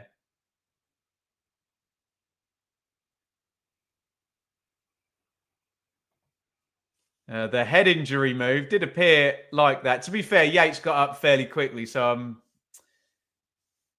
less enamoured with the referee there rather than Ryan Yates. He did take one in the face, but do we need to stop the game that quickly? Elliot Anderson and Morgan Gibbs-White will be entering proceedings.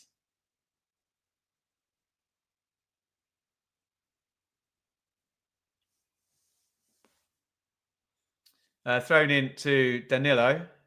No Chris Wood yet.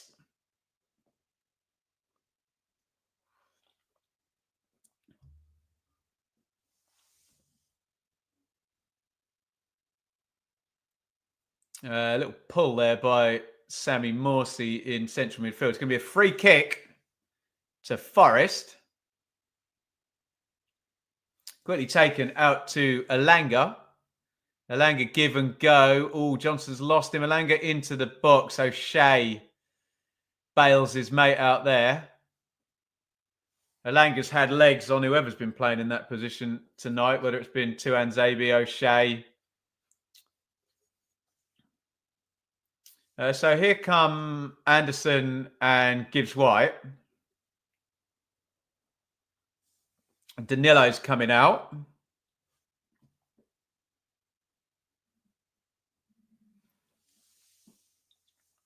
Not sure who else is coming out.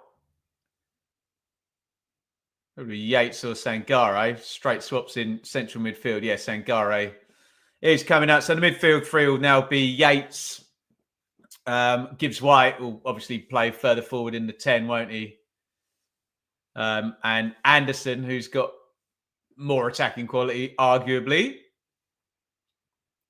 Time for Forest to bring on the cavalry. Well, absolutely. Those subs probably would have been around this time anyway, but Ipswich taking the lead exacerbates the need for that. Taylor heads that one away. Hudson Odoi knocks it back to Aina. Coming up the hour mark, Forest 0, Ipswich 1. George Hurst, free header without having to jump on the back stick from a corner. Nice work if you can get it. Took the chance. Oh, Rabona through ball there from Aina. You love to see it. Didn't quite catch Ipswich backline out.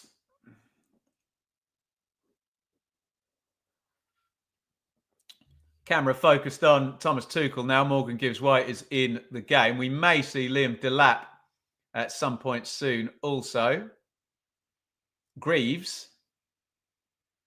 Ipswich playing out from the back again and giving the ball straight back to Forest there. They've gotten away with that. Oh, dearie me. Broadhead tries to feed and he gives the ball away as well. Forest just swallowing Ipswich up at the moment. It's all a bit messy. Neither team can complete 3 passes in a row. Let's see if Forest can do it now. Nice little outside of the foot there from Gibbs-White.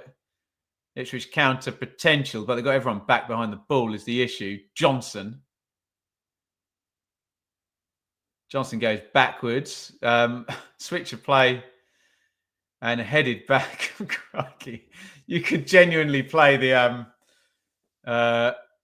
Barnum circus music with some of these passes around the back. Oh, my God. Townsend slides down the line. Broadhead, bit of space now. Broadhead on the left wing. Oh, Broadhead didn't manage to get the pass off to Townsend on the underlap there. Frustrating second half for Nathan Broadhead. Maybe he's not frustrated. Frustrated to watch. Murillo goes long left-footed. And he's box office Murillo, but that was crap, wasn't it? Straight out of play.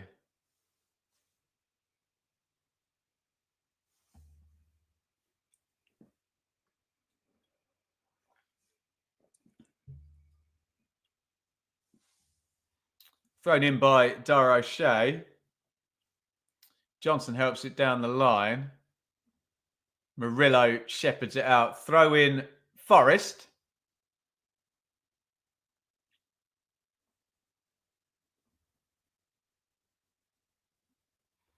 Kieran McKenna yet to go to the bench in this second half. Obviously, there was the 2 halftime subs, which we think were precautions for injury. Tuan Zabi out and Burgess out. Greaves and O'Shea, in, which kind of probably puts Kieran McKenna back a few minutes to use his second sub window, doesn't it? Falls back with Matt Sells.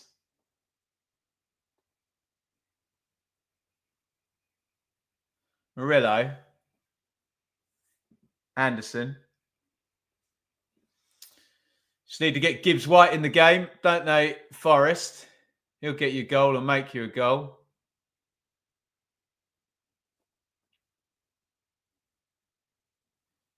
Murillo, centre-back split. It's given away by Murillo twice in a row now. Morsey wants to throw in there. Don't think he's going to get it. And Moreno throws it in for Forest, who need to get something going. You do think Ipswich are going to need to go to the bench pretty soon. Gibbs White. Awoniyi. Gibbs White.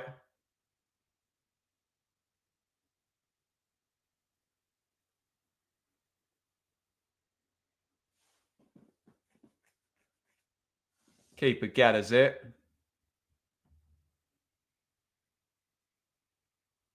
Looking for Elanga at the back post.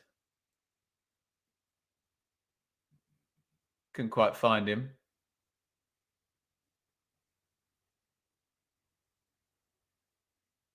Aina slides that one down the line.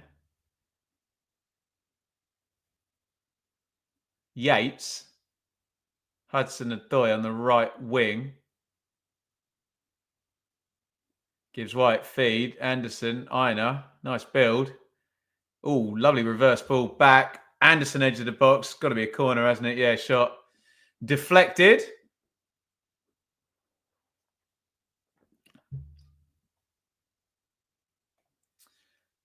How are you, mate? Love your League One predictions. Yeah, only because it's a Birmingham fan now. Only because we have to predict Birmingham to win every week. Birmingham on their way to 110 points in League One as we speak. If you haven't been keeping up, they will be promoted probably in about 5 weeks' time. Corner, Forest. Referee Harrington having a word with O'Shea and Murata on the far stick.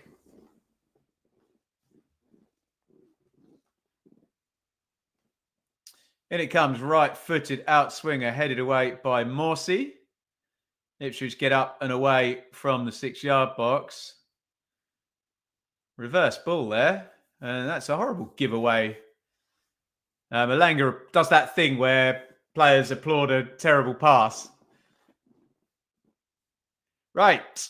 Kayust and Jack Clark coming in for Ipswich. I suspect for Luongo and Broadhead, you'd imagine, wouldn't you? Out comes Luongo. Jens Kayust will replace him in central midfield. Yeah, and Broadhead coming out as expected. I do like Matt and Ben trying to predict the loss for us. But well, this is the thing with Birmingham at the moment. They're going to randomly lose 1-0 at home to, I don't know, pick nondescript team you don't expect them to lose to. No one's going to predict it. It's very hard to kind of catch it, isn't it? Out trots Broadhead. Jack Clark smiling away. I think that's referee Simpson, is it? The 4th official. Jack Clark scored twice, didn't he, in the previous round at Coventry? I was at the game, but I can't even remember games I was at nowadays.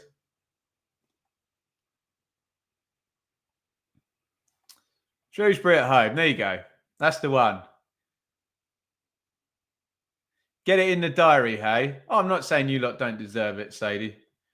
All good fun. Who do I think will win the FA Cup? Nottingham Forest. They need an equaliser and then a winner if they're going to. Please, God, no extra time. Come on. We don't need that. Free kick Forest. Murillo is lurking way behind everybody. on the back stick. This is probably where it's going, isn't it? No, near post, headed clear. Anderson. Going to get another go. Elanga crosses left footed. Oh, good ball that, headed in to the back of the net. Ryan Yates gets the equaliser. It's a recycled free kick. Elanga does well, actually. Pops it back in with the left foot. And Ipswich done from a set play. Yet again, headed home by Ryan Yates. Get your thoughts on that one in the chat.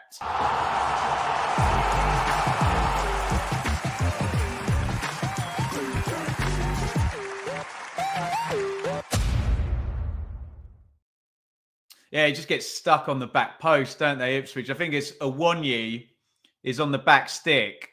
O'Shea's with him, which means the defence can't quite push out. So Yates is able to pretty much run into the 6-yard box and no one's going to be offside. Palmer can't do a lot from that range. It's a really good cross by Elanga.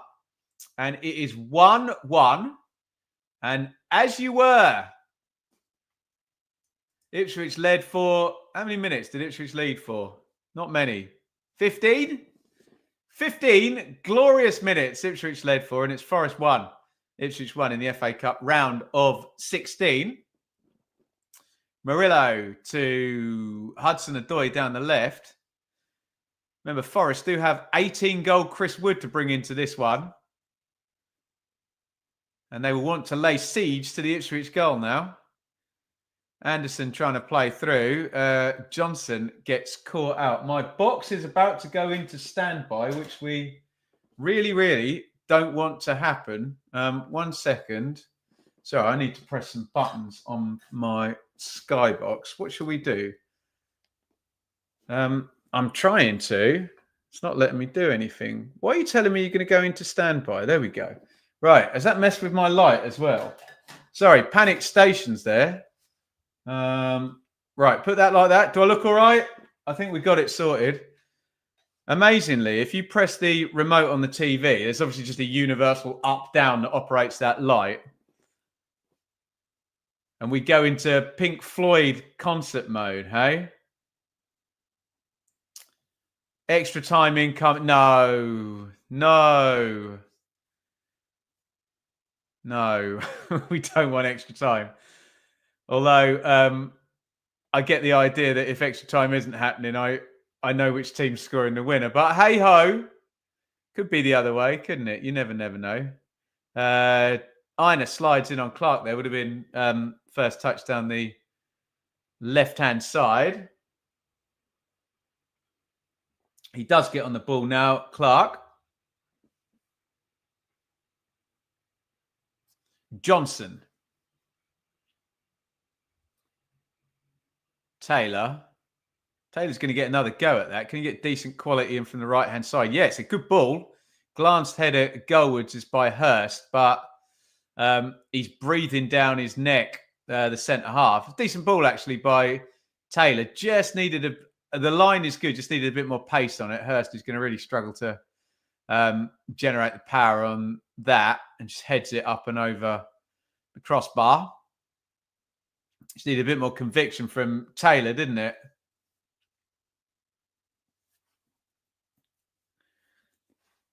Moreno. Anderson. Trying to hit the big man there. Oh, they've got the seconds here. Gibbs White. Can Gibbs White poke it through? Yes, he can. Elanga in the box. Plenty of space. Elanga trying to get it on the left. Elanga crosses. Headed away by O'Shea. Ipswich deal with the first wave. Here comes the second. Ina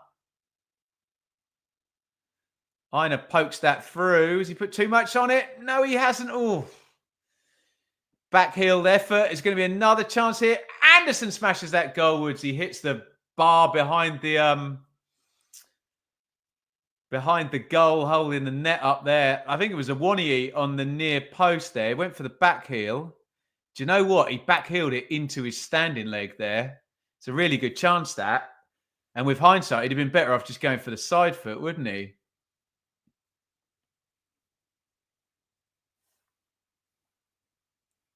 Set the controls for the heart of the sun.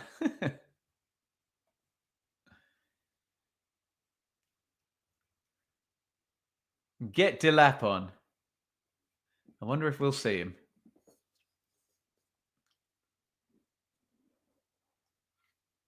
We've all thought we would.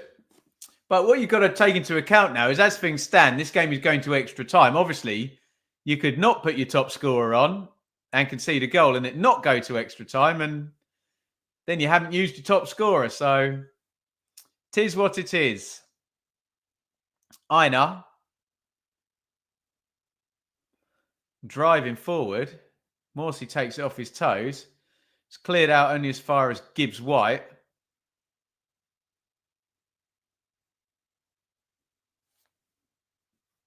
Einar plays it out to Elanga. 73 on the clock. Pretty much all Forest, isn't it? Gibbs White. Ipswich will have the odd counter attack, but they're going to have to do some defending and they might still have to face Chris Wood at some point fairly soon. Former Ipswich Town loanee, if you didn't know, Chris Wood, the Premier League goal machine now. Hudson-Odoi crosses right-footed, flicks up, definitely off an Ipswich head. Kayust, I think. Corner Forest, who it feels like they've been in the Ipswich final third for like the last 10 minutes now, including the goal. Piling on the pressure.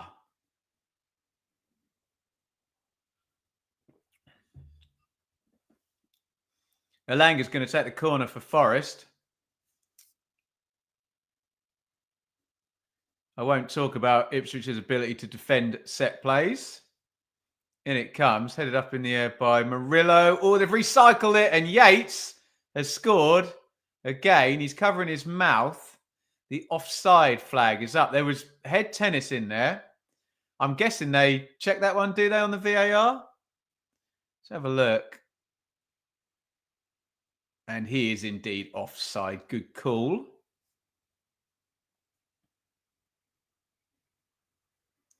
Off the shoulder of Morata. But Yates just went early and was offside. Correct call. Referee's just had it checked. But the officials getting that one right. Give them some credit, for God's sake. You're all quick to bloody shout them when they get it wrong.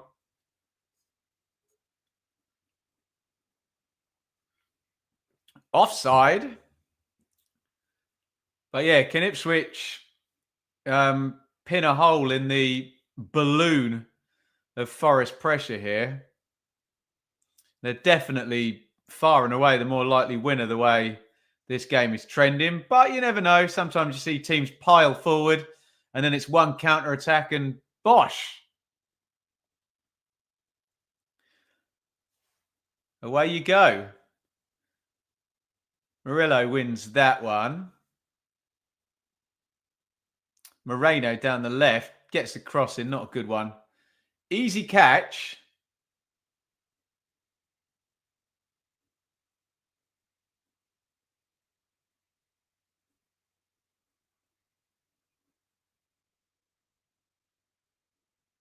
For Palmer.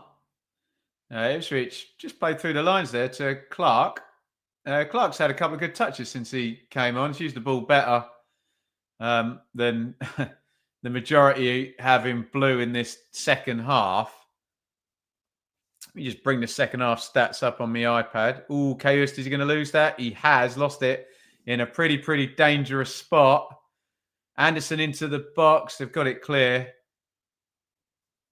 Second half stats. 5 shots apiece, to be fair. 54-46 on the possession to Forest. Hurst trying to ruffle the feathers of Morata at the back. Just falls on his backside and the ball goes through to Sells.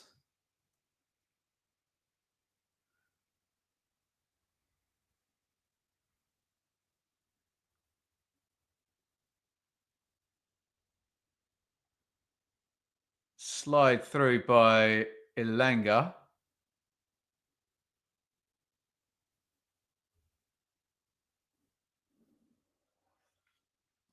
And cleared. I can relate to defending set pieces. We conceded the most in the championship. It definitely gets in your head, doesn't it? Johnson is an issue down the right. Yard off it.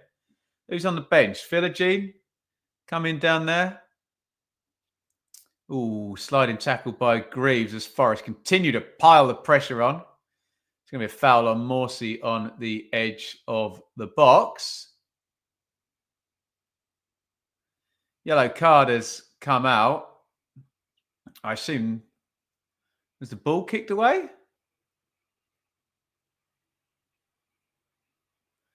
What's gone on there then? Because the free kick went Ipswich's way.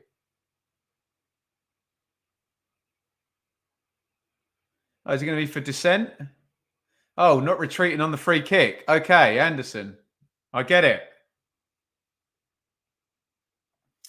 Out of interest, Ben, now Ipswich in the Premier League, have you seen the light on the VAR argument?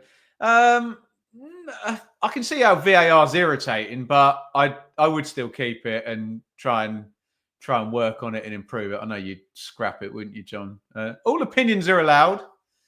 But yeah, I'd keep going. There's been a few gnarly calls for Ipswich, but it's more just subjective opinion rather than actually the implementation of it that's I've had the issue with. But what are you going to do, hey? Clark heads that one down straight to Gibbs White. Morsey with another little pull. I think referee says, that's your last one, fella. Or you're going in the book. Anderson. Johnson slides in, makes the tackle. We are 10 minutes away from extra time. And if there's two things I hate, it's Ipswich conceding late winners and extra time. So I have a feeling it's a lose-lose situation for me from here. Are you all with me, guys? We got this, yeah? Palmer. Palmer knocks that into Cajuste, who drives forward and gives it away. Gibbs White, nice roll into Awoniyi in the box. Awoniyi 1v1 with Wolfenden, who holds him up. Awoniyi back to Gibbs White. Gibbs White outside of the foot, blocked by Greaves.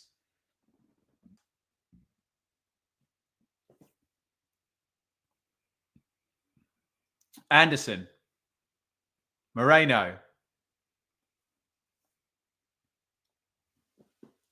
Murata.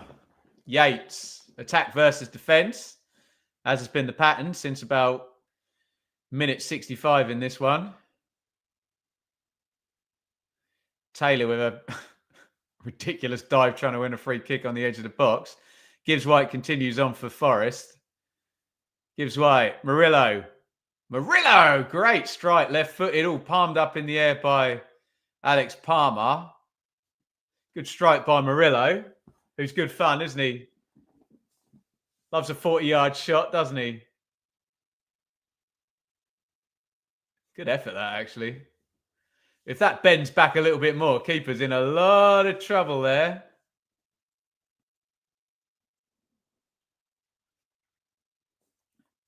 And here comes the goal machine. Chris Wood.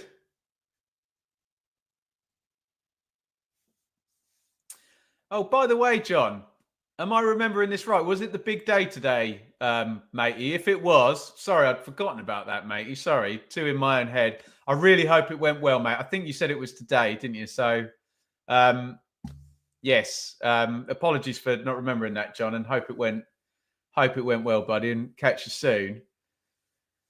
Not only has Chris Wood come on, Neko Williams has come on as well. I wasn't paying attention. Can someone tell me in the chat who went out?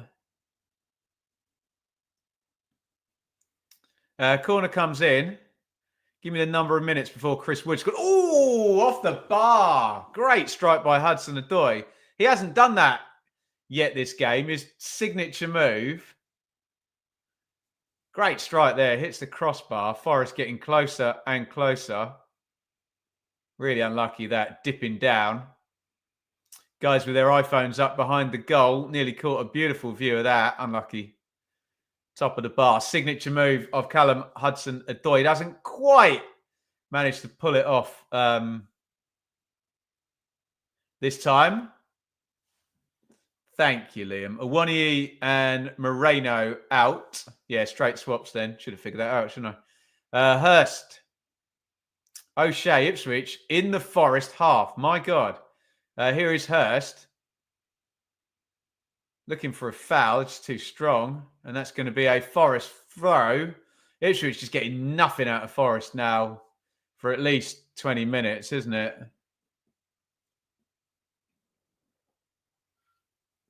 Ball's not sticking.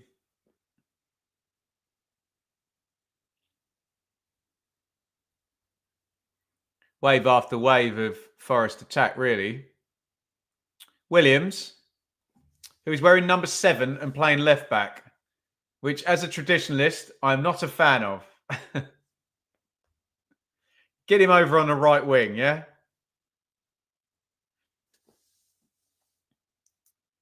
I know. Ilanga's playing down there. Right, I get it.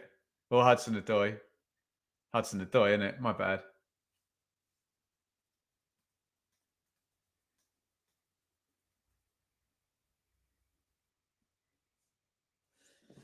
Oh. 6 more minutes until bloody extra time. Because we all love extra time, don't we? That riveting spectacle. Thomas Tuchel's thinking exactly the same thing. Although he can just leave, can't he?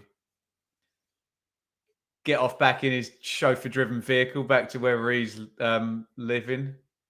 Oh, into the box it goes. Oh, Hurst is going to fall for Clark. Clark sorts his feet out, hits the shot. Hurst missed his kick on the first one. No one got a clean shot on that, but out of nowhere, just a booted ball into the box. Big win by O'Shea. Hurst missed his kick. Clark just wouldn't come down for him. Tries the toe poke. He couldn't have done a lot else with that, really, Clark, could he?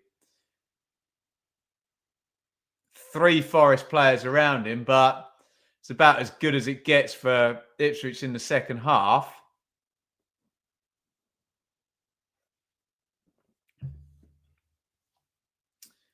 Who's man of the match? Murillo. Yeah, he's good fun, isn't he? I quite like the Forest wingers. Doesn't really feel a very man of the match type game, this one, does it? Let's see if someone can score a winner in the next 5 minutes and we'll give them man of the match. Ian, welcome. Yeah, family is all good, actually. Ian was delightful today. She was very defiant yesterday, so lovely to see her being gorgeous and obedient and lovely for family time tonight.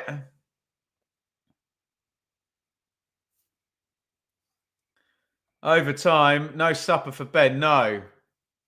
I'm going to end up pulling some cereal out of the box with my hand and ramming it down my throat for my supper. Bloody extra time.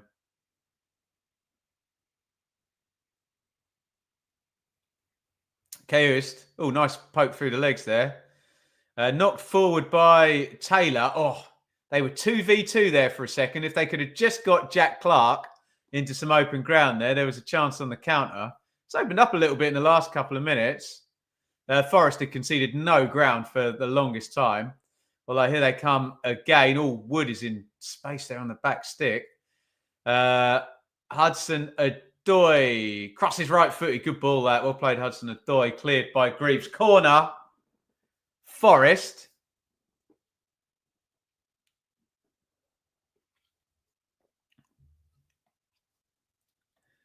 Get another beer in the fridge, guys. It's going to be a long one. Players don't want extra. Ben, no one wants extra time. None of us.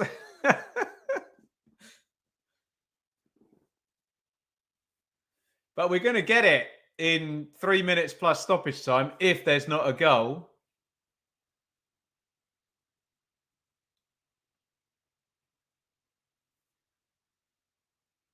In comes the corner. Oof, no one gets anything on that. We all fall down in the box. And yeah, I mean, the ref was very quick to stop one in the first half for a head injury, and he was a bit slower that time. Greaves is down. Yates, who was the player involved in the first half, is down but sat up. This could be no. Oh, ouch. Back of Yates' head. Oh, painful one. Blood everywhere. He's a handsome man, Jacob Greaves. That's not going to do his looks any good, is it? Just headed the back of Ryan Yates' head there. What's better, extra time or straight to penalties? Get it straight to penalties, Vindaloo. Here comes Liam Delap, who will hope he's got 2 minutes to play, but really might have 32 minutes and penalties to play. Imagine that. No one wants it, which means it's happening. Right. Oh, I don't need to see this. Oh, we can see the goal again. I was going to say, I don't need to see someone getting a face injury again. Broken nose. You'd hope not. A year has passed since I broke my nose. So ridiculous.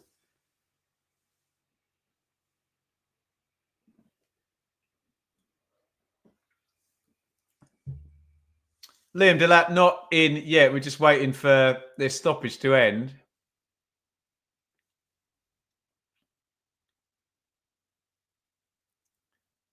Greaves looks a bit groggy.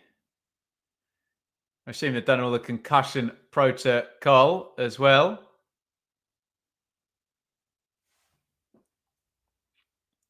As a Brighton fan, I love extra time until the next game at least. Nah, I'm not having extra time, guys. You're not going to convince me. I've done so many watch-alongs on here that have had extra time, and the quality in extra time is normally utterly dreadful, especially if it's tournament football. Well, it's always tournament football for extra time, isn't it? Duh.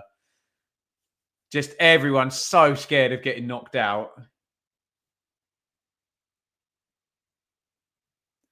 Delap against tired defenders. I mean, they're very good tired defenders. Right, that's going to add at least 3 minutes onto whatever the stoppage time was.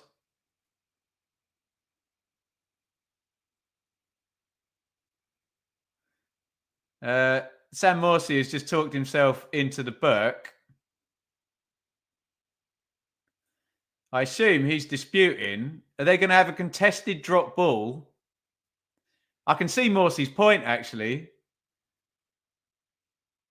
We've had a clash of heads in the box, and we're going to have a contested drop ball on the edge of the area. I think Morsey's arguing it's... Oh, no, an uncontested drop ball. He gave it back to Forest, and he's quickly realised that would have been very controversial if Forest had scored.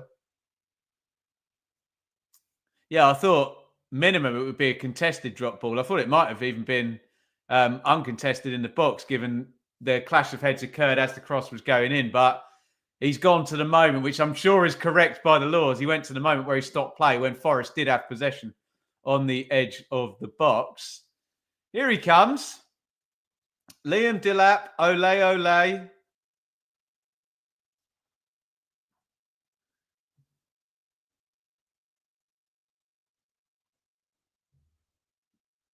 George Hurst coming out, the goal scorer. 6 minutes of stoppage time. Will Liam Delap be playing 6 minutes or will he be playing 36 minutes? Watch now to find out.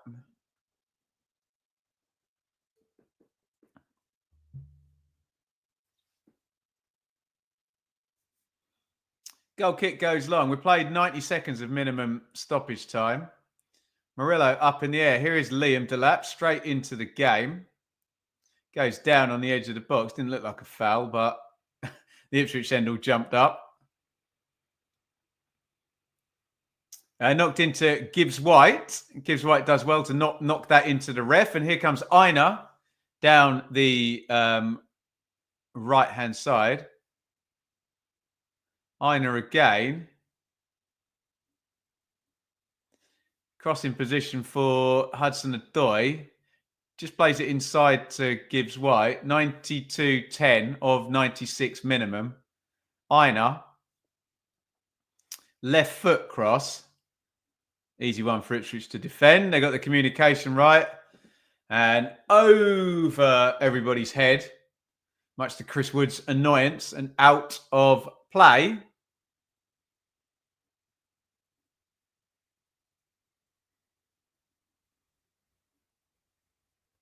And to the annoyance of, is that Willy Bolly warming up down there as well? Must do better.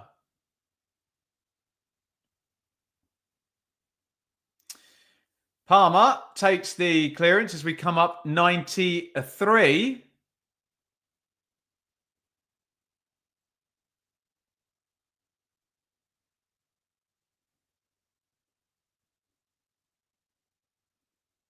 Switch of play by Yates. I don't think that's going to stay in, is it? Out it goes. Hudson-Odoi doesn't give it there. Yeah, well done, mate. Great, terrible ball. He kind of looks around and says to him, yeah, it's a bit crap, wasn't it?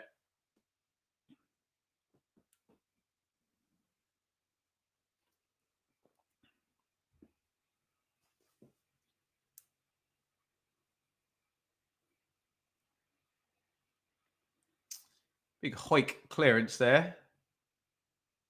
Murata heads it on. We are 2.5 minutes from extra bloody time.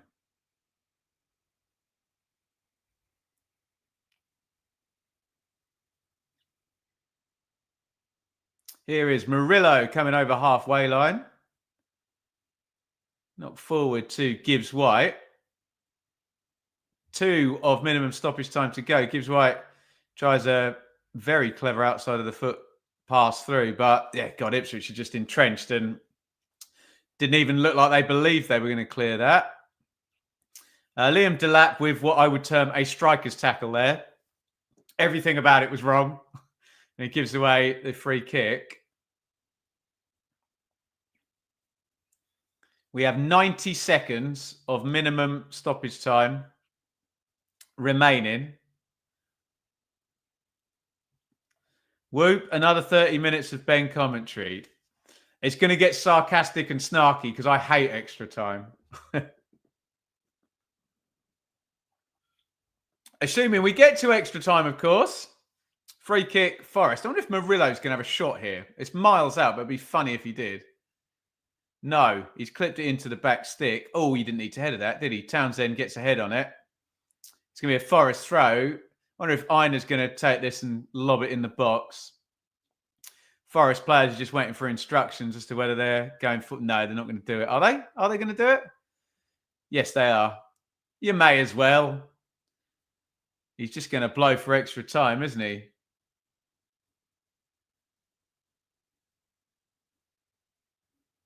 Einer's going to hurl this one in. Big, long throw. Probably last phase of the game. Palmer's in complete no man's land there. He wanted a foul. He ain't going to get one. Hooked away by Wolfenden. Williams gives White, who's the player Forest would have wanted to land on it. Good ball, gives White. Elanga crosses it in. Poor ball. Guys, we're going to extra time. It's with Palmer. And he's going to throw that one away. Ball goes home, and that's going to take us to the 96. Clark has been whistled, has he, for catching Anderson? Clark's trying to apologise to Anderson. Free kick's been given. You tread on his foot. Ow! That looks well painful. He's trod on the back of his heel. And the players are all trotting over. Because, of course, the watch-along is going to extra time. Forest 1, Ipswich 1. Now, here's the question.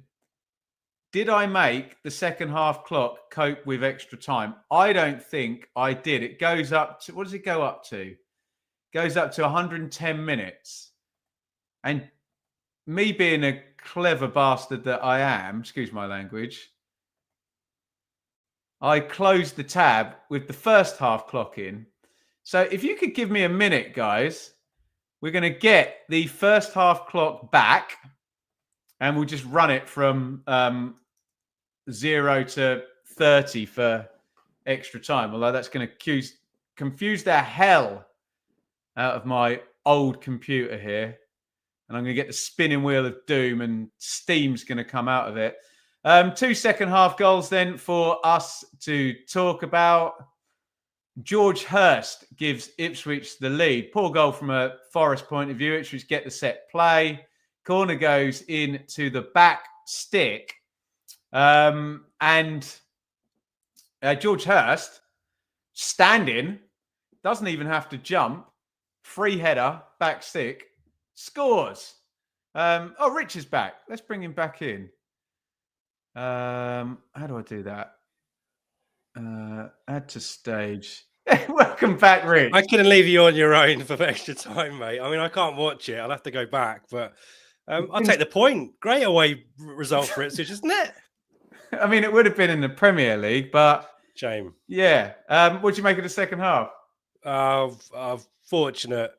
I mean, that being said, Forest haven't had too many clear-cut chances. A couple of iffy moments around the penalty box, but the subs haven't. Chris Wood's not got involved, has he? They've not found him yet. Gibbs White's been busy, hasn't he? Yeah, they are getting a bit frustrated though, and now Ipswich have a little bit of jeopardy bringing on Liam Delap, and fair play to Kieran McKenna, massively trolled Thomas Tuchel, hasn't he? He was going to hoot it down the M1. Mate, Tuchel's gone home. He's gone home. Tuchel's not staying for extra time, Rich, is he? I don't know. He's got to now, hasn't he? He's got to watch Delap. Well, especially being the camera's always on the England manager. I did think Forest kind of woke up before they conceded, but from about 60 to 85, it was one-way traffic, despite the Ipswich goal being in that time. Do you agree? Yeah, I mean, I was impressed with Ipswich. Started the second half like I thought Forest would, but yeah, goal out of nowhere really for Ipswich, and then couldn't really capitalise on that and grow into the game. And Forest just boa constrictor, as I say, just totally throttled Ipswich in that. But then Ben, clear-cut chances. I'd love to know how many shots on goal Forest on target Forest have had. Forest 4, Ipswich 2 in the game. Not XG 0.54 Forest and 0.4 for Ipswich. So it's Forest. It's low margin. They're all low margin, except when they beat Brighton 7-0. But they're all low margin, aren't they? Yeah, I thought that Murillo chance from the edge was going to go in, and I thought you were right. I thought I put it in the chat. McKenna said to Liam Delap, "Don't let this mate go to extra time, Liam." And he's just found the guy on the edge of the box to set up the kind of Vincent Kompany Man City shot again. I forget who it was. Was it Leicester? And the curls into the corner. I thought Murillo was going to do one of those, but yeah, unfortunately not. But it's fitness now, isn't it? That's the trouble. And Rich, do you get, and anyone in the chat, you get a 6th sub and one more window in extra time? Is that right? You go up to the 4th window and you can go up to 6 subs. Am I right about that? Or did you just get one extra sub? Yeah, I think. Do you not get one each half? I don't know. Does anyone know what because I don't know whether if for example you've only made 4 subs, I don't know whether you can bring 2 in. I don't know what the blooming I'm rules are.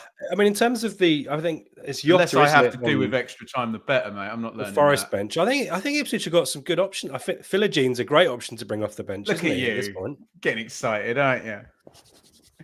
It's going to take a moment of chaos. Either Forest are absolutely going to dominate this, and Ipswich are going to S-house a goal, or Forest are going to win this 4-1 on in added time, and you are going to be majorly. It's not going to penalties. You're going to be majorly pissed off. Forest will score in about 30 seconds at the restart and then score another 2. Waste of time. Richard, thank you so much for joining us. So we're about to kick off extra bloody time. Richard from Blue Mondays. Enjoy the next 30 or more minutes, Rich. Thank you for coming on. Cheers, mate. Take care, boss. Right, we are about to kick off in extra time. Huge thanks to Rich for double duty there. I think we're going to be able to do some kind of clock here. I can have one counting up to 30, but I can't have one counting from 90 up to 120, which is what we all wanted to avoid, didn't we? But here we are. Anyway, extra time. Forest 1, Ipswich 1. Hurst and Yates with the goals. Back in normal time. And here we go into extra time now. Liam Delap and Chris Wood and Morgan Gibbs-White all in the game now. I don't know the rules for substitutions. I think you can go up to 6 regardless. We'll find out anyway.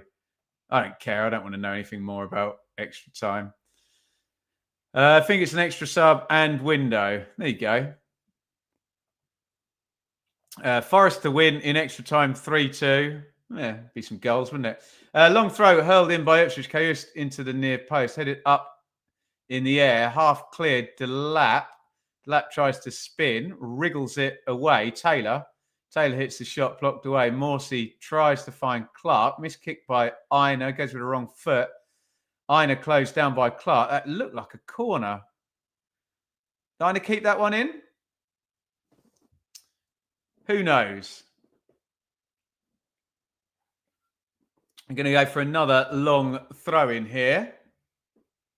Ipswich starting extra time. And that's the other thing with extra time. The 15-minute windows go so fast, don't they? Here comes Kayust. Hurls the throw in onto the near post. Breaks for a red shirt and is hoiked clear. Wolfenden just knocks that wide. In comes the cross right-footed. Ooh, taken down by Greaves, who's still up. Kayust. Morsey to Townsend. Townsend crosses. Ipswich have probably done more attacking in the first 2 minutes of extra time than they did in the second 45 minutes of the normal time. Unbelievable.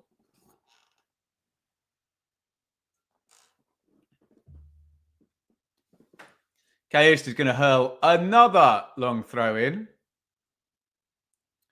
Ipswich building a bit of territory through set plays here.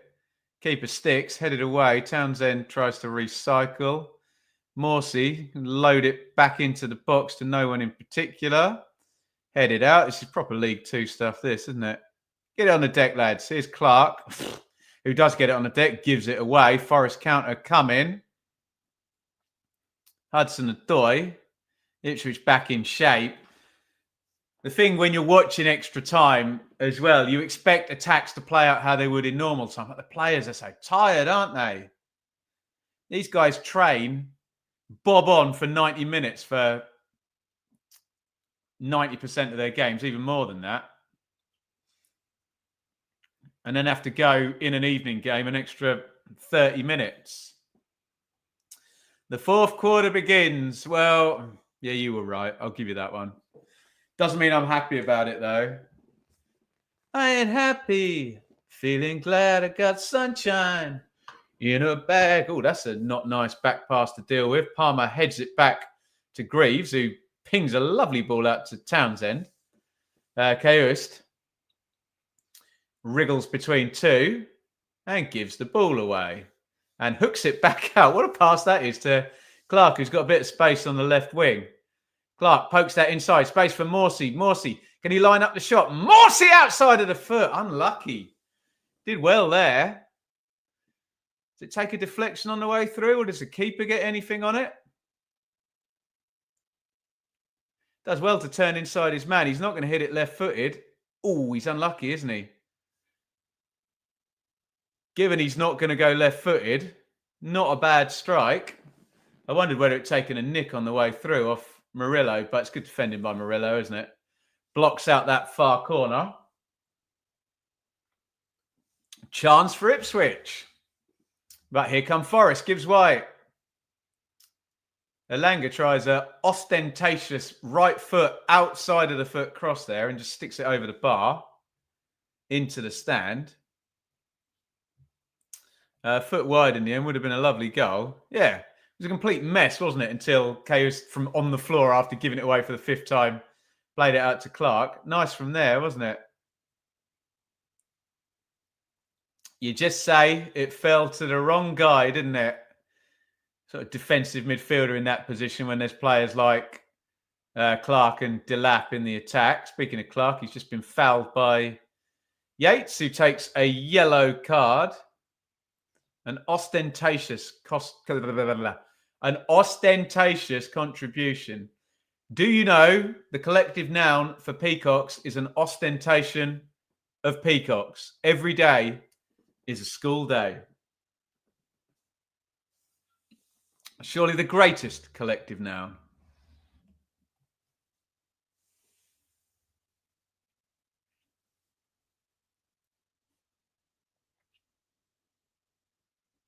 Greaves. Townsend. Greaves. Morsey.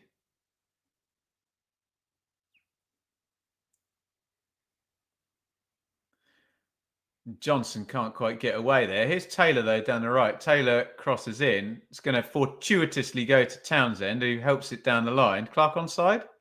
He is. Big appeal there. Greaves. Morsey, little clip in. Big header clear by Murillo. Delap makes space. Oh, Delap gets absolutely cleaned out there, and the referee stopped it. He must book Murillo now, given that Ipswich were in the box. Surely he's going to book him if he's stopped the play there. Yeah, it's a nailed on yellow card, isn't it?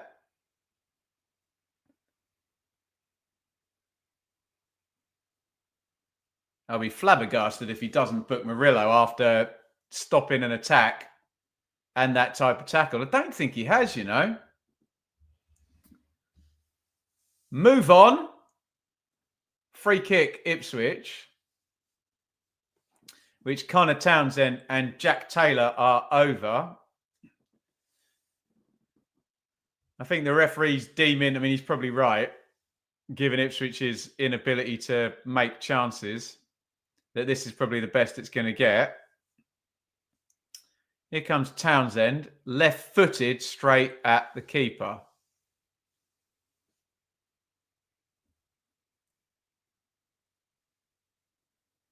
Not a good one. If it's got no direction, you want some pace on it. If it's got no pace, you want some direction on it. That had neither.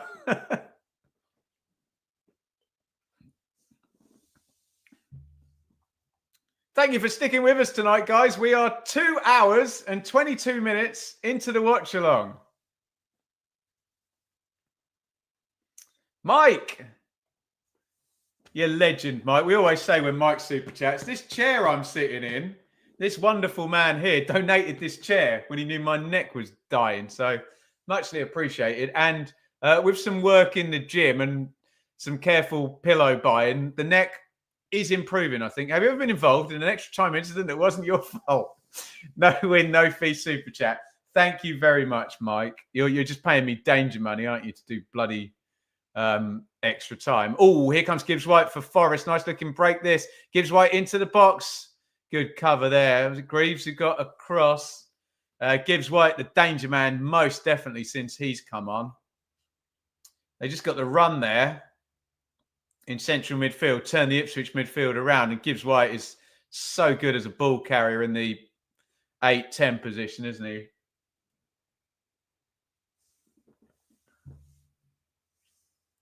You get a long throw here from Forest. We already had a few from Ipswich this half. Einer's going to earl it in. Headed away by Greaves. Anderson, edge of the box. Anderson is robbed by Clark. 50-50 then, which Murillo, I think, wins fair and square and goes home.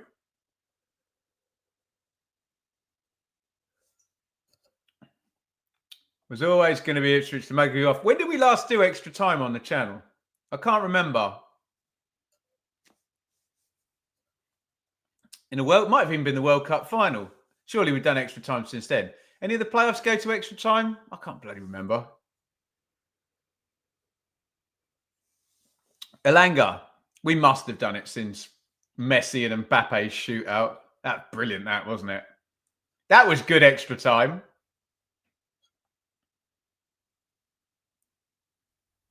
Hudson-Odoi, Anderson, Williams out on the left wing. Crosses right-footed, headed out, upwards, out-ish. Forest can build again on the edge of the box. 5 minutes remaining, 4.5 of the first period of extra time. Gibbs White digs that cross out. Wood heads goalwards. You almost just expect whenever Chris Wood heads across there, oh, well, goal. But difficult one that, and he heads it wide of the post.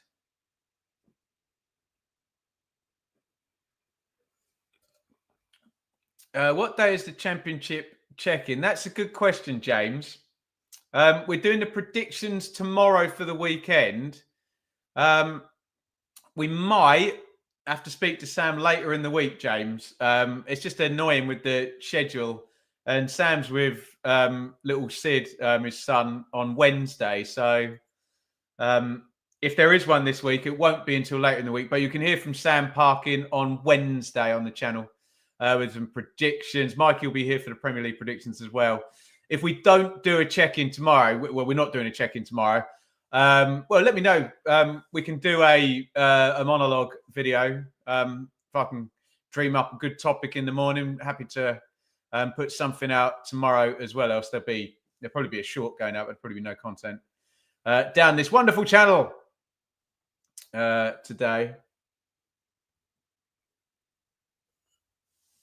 Oh, here comes Hudson-Odoi. Gets it onto the right foot, blocked out there by O'Shea. Ipswich hanging in there. Murillo. Williams crosses in, headed out. Oh, hit by Hudson-Odoi, right-footed. He hit the bar, didn't he, at the end of normal time? And out it went. Oh, there you go. Okay, last one. England-Switzerland in the Euro quarterfinals. Was that when Bellingham got the overhead kick, was it? Sounds about right, doesn't it? When was that? June? July last year? Okay, maybe I should stop whinging if we haven't done extra time since July last year. Thanks for checking, Liam. Got to say, first period of extra time has been more entertaining than the second half. Yeah, potentially. It's quite a lot of jeopardy now, isn't there? When you know you're that close to the end. Oh, Trent winning penalty. Yeah, Alan Shearer, pressure is for tyres. Is that right? Happy days.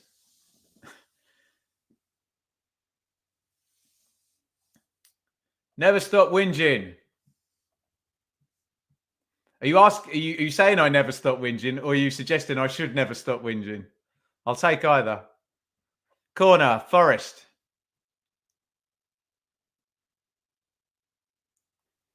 Elanga, right-footed under the bar.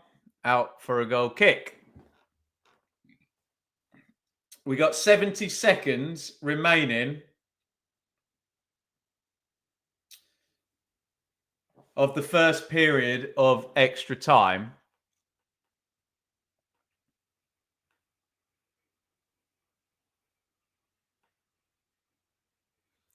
And I'd imagine Ipswich are going to try and kill it by taking forever to take a goal kick, kicking it down the ground and holding the ball there.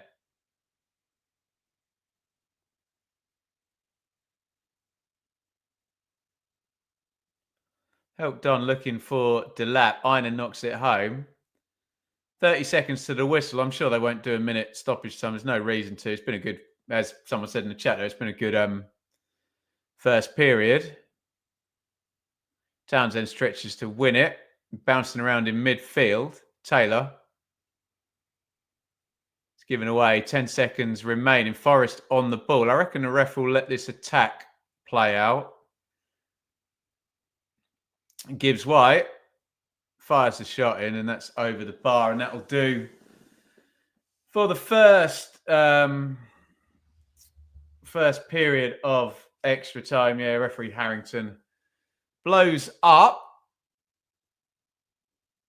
I'm at the pub with my Ipswich friends. That makes it more fun. Oh, okay, fair enough, Callum. I really hope it doesn't go to penalties. 15 minutes until penalties, Paul. Rich, to quote our mutual friend, have Forest not been at it, or have Ipswich actually done all right in holding out? Bit of both. Busy 3-game week in the champ. Yeah, we'll do Norwich, Oxford. I'm out playing a show on Saturday, but yeah, we'll do Norwich, Oxford on Friday. And I look forward to that one. If it goes to penalties, would you give Forest the advantage? I don't know who'd be our penalty takers. You never know. In proper tournament football and playoffs and whatnot, you know teams are really, really well prepped for penalties. I mean, I know these two managers are thorough, but really, how well prepped are you for penalties in the middle of the season? So I don't really know who I'd give the advantage to. Some of it actually depends which end you take the penalties at in these scenarios, doesn't it? Who knows? Sells has been very good in goal, obviously, for Forest this season, but might not go that far. We got 15 minutes. Oh, do you know what I should have done? Is hit bloody pause, shouldn't I? You ready to go back in time? If I could turn back time. There we go. Let's make that say 15. I can make it say 15:01. There you go. Keep your comments coming, guys. Forest shooting has been off, but we're doing better than I thought we would. Sellers' penalty record is 16% safe. Palmer's is 6% safe. Well, there you go. I wonder how much of an advantage. Well, you're totally right about that. I often do the research on this. There's books about it. Definitely taking first is a massive advantage. And it's not missing after you've missed one is often teams miss the next one and then you've done it. It's not the first miss that's the killer. It's always the second one. If indeed penalties are missed. Right. Here we go. In the words of Whitesnake, here we go again. Or in the words of Status Quo, here we are and here we are and here we go. Some really dated guitar dad rock music references for you there.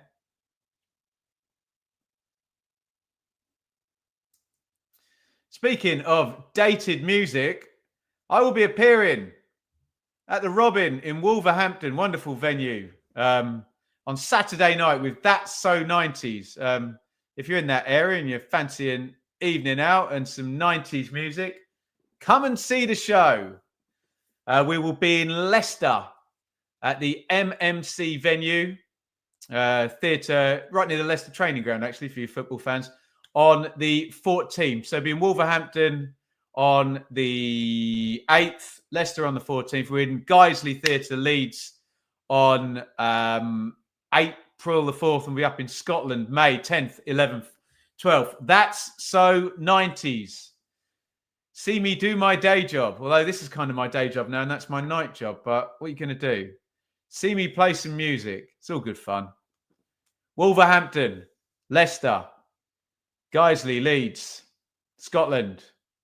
That's Arbroath, Aberdeen, and Hamilton. I had to go through this pain yesterday. It was no fun. Well, you can watch me wincing through it, can't you?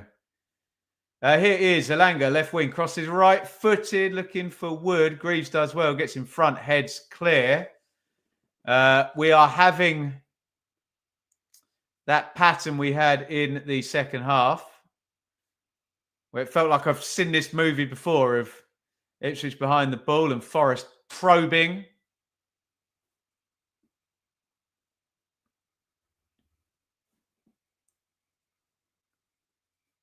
Elanga, nice feed. Williams onside, drills the crossover.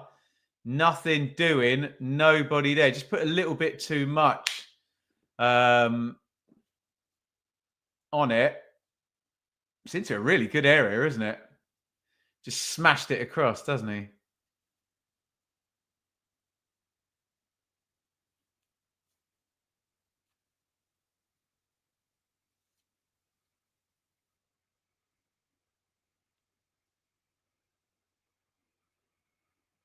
Hudson-Odoi, crossed in by Iron. Wolfenden heads clear. Yates holds it. Attack against defence so far in period 2 of extra time. Nice cross in again by Aina. They're lining up here.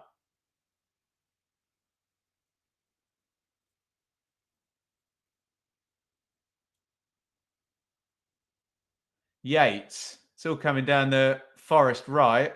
Hudson-Odoi cross blocked. Some appeals for handball. Here is Liam Delap on the break. Here he goes. And he's past Murata. Liam Delap powering into the box. Delap goes down and nothing is given. Oh, we had a good view of that, referee Harrington. They're trying to yank Delap up to say he dived. I'll reserve judgment until I see the replay.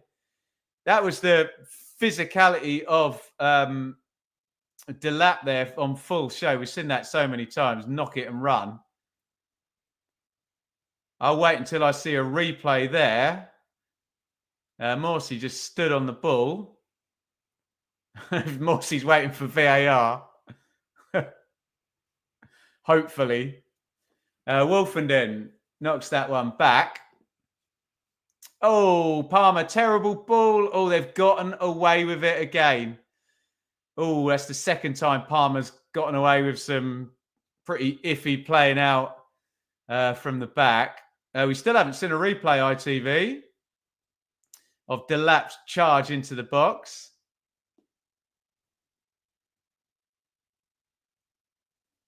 Hudson-Odoi. Yates. Aina crosses right footed, gives White a arrive in.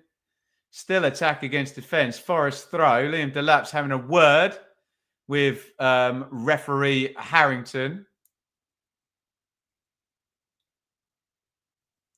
Aina. Another throw in. The ball might go probably dead. Here we go. Right, we're going to get a substitution.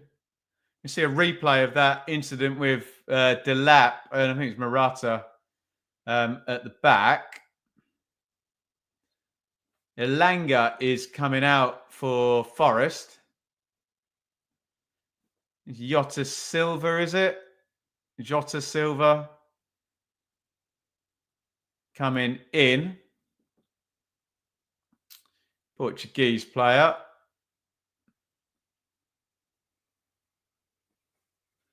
And we're going to get a long throw in, are we? Is he going to hurl this one in? Aina. It goes short. Foul throw, was it? No. Anderson pops the cross in. Edge of the box. Morsey gets a foot in. Ipswich trying to counter. Clark. He's looking for a foul. He's not going to get one. Aina.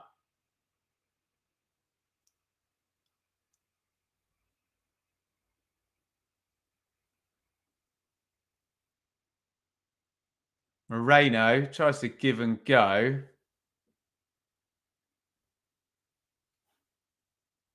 Murata.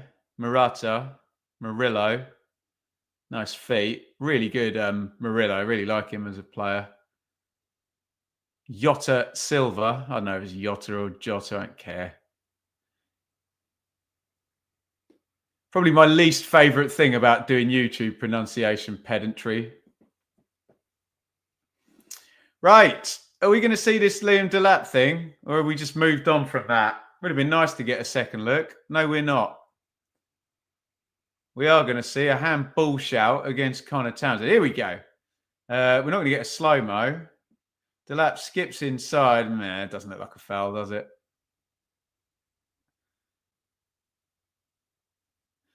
I think the foot goes out for the challenge and then comes back and Delap's looking for it, isn't he? The two legs touch, but it's not foul, is it? I'm glad we've cleared that up, although it sounds like you lot already knew. Clark. Clark knocks that out to Johnson. Johnson to O'Shea, crossing position. O'Shea pops it into the box. Big header out by Murata. Greaves going on a Ryan Giggs slalom down the left, but apparently the ball's gone out, has it? And I think it's going to be a Forest throw.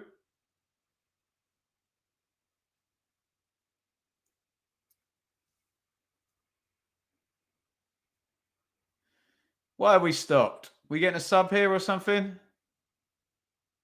Ipswich have still got... They've got one window left and two subs, have they, Ipswich? 1, 2, 3, 4, 5. No, 1. Just wonder if they might bring someone in to take a penalty, which is Leif Davis, frankly.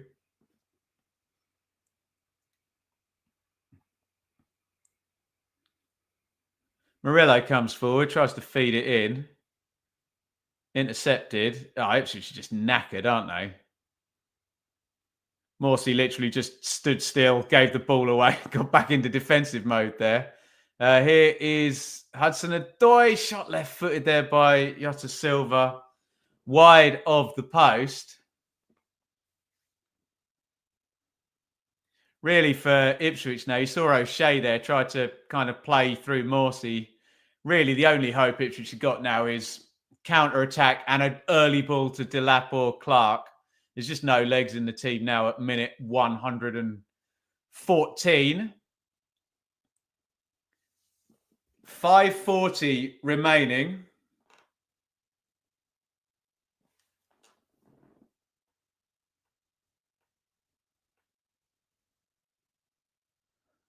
In extra time. Taylor chest and hooks it forward. Nobody there. And the ball is back with Matt Sells, the Forest keeper.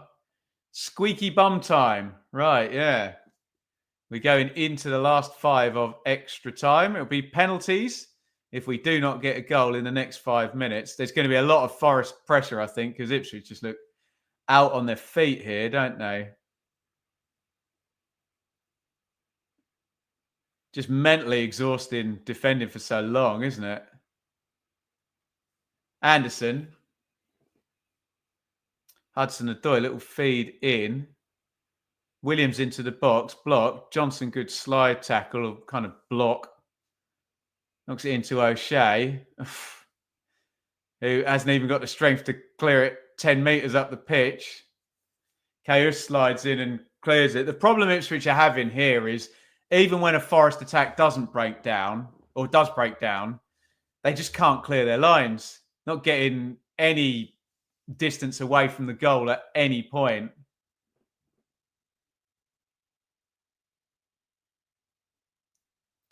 Williams dummies the long throw, goes short to Hudson-Odoi. Hudson-Odoi inside to Anderson, back to Hudson-Odoi, crosses right-footed, good ball, headed away, edge of the box. Oh, great strike by Murillo, blocked out. And here's a Liam Delap counter again. Slides it forward to Jack Clark. Bit of space on the left wing. Ipswich trying to get some players forward, and Clark has kind of held it up and won a free kick. Give us a song title to sum up extra time misery. Highway to Hell. I'll take it. Road to Nowhere by... I can see why Murillo's unhappy now. Talking Heads. Yates blocked Murillo's shot. It was off his own guy. Hello from Fiji Island. Fly away to Fiji Island. Mighty mine. What did I say, Greg? The thing I hate most about YouTube is pronunciation pedants. Deary me. The Ibiza sky. Does this knacker the lads out for Palace game? Probably, yeah. Late night. Everybody hurts deeper underground.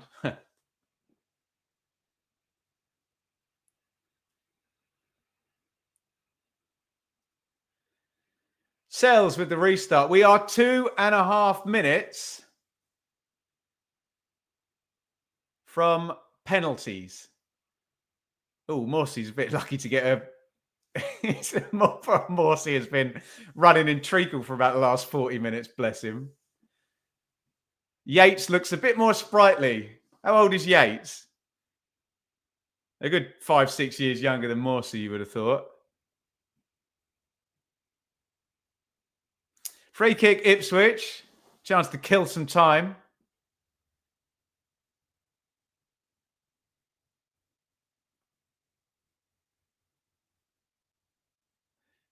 In comes the free kick from Townsend to the back stick. O'Shea is there. And someone's been whistled. Who got whistled there? Foul on Chris Wood.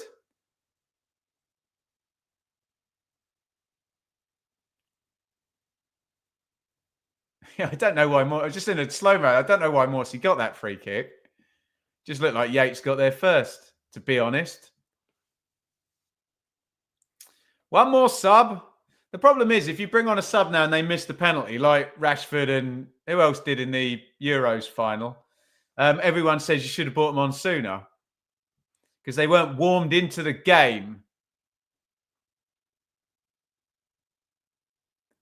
Gibbs White. Hudson-Odoi.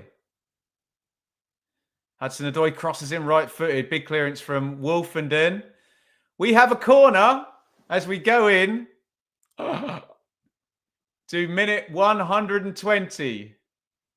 The Forest fans all stand up behind the goal. Can they score a last minute of extra time winner to save this one going to penalties?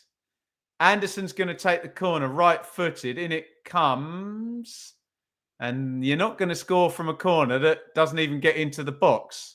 It's kind of curled it onto the roof of the net. It's a dreadful corner. But let's be fair. It's almost like footballers are all completely knackered after 120 minutes, isn't it? And it looks like we're going to penalties, guys.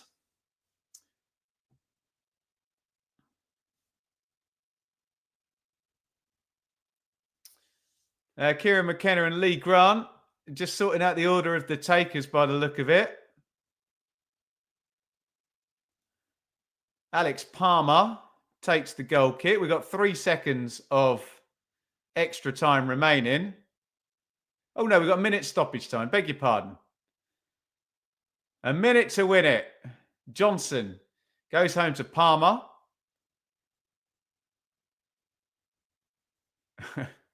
Morsey just boots it down the ground. It's returned by Murata. Nice game of basketball here. Long balls going back and forth. Ooh, that one nearly got through to Chris Wood. It's a Forest throw-in. Williams tries to steal a couple of yards. That looked like that had gone out. Nuno agrees with me.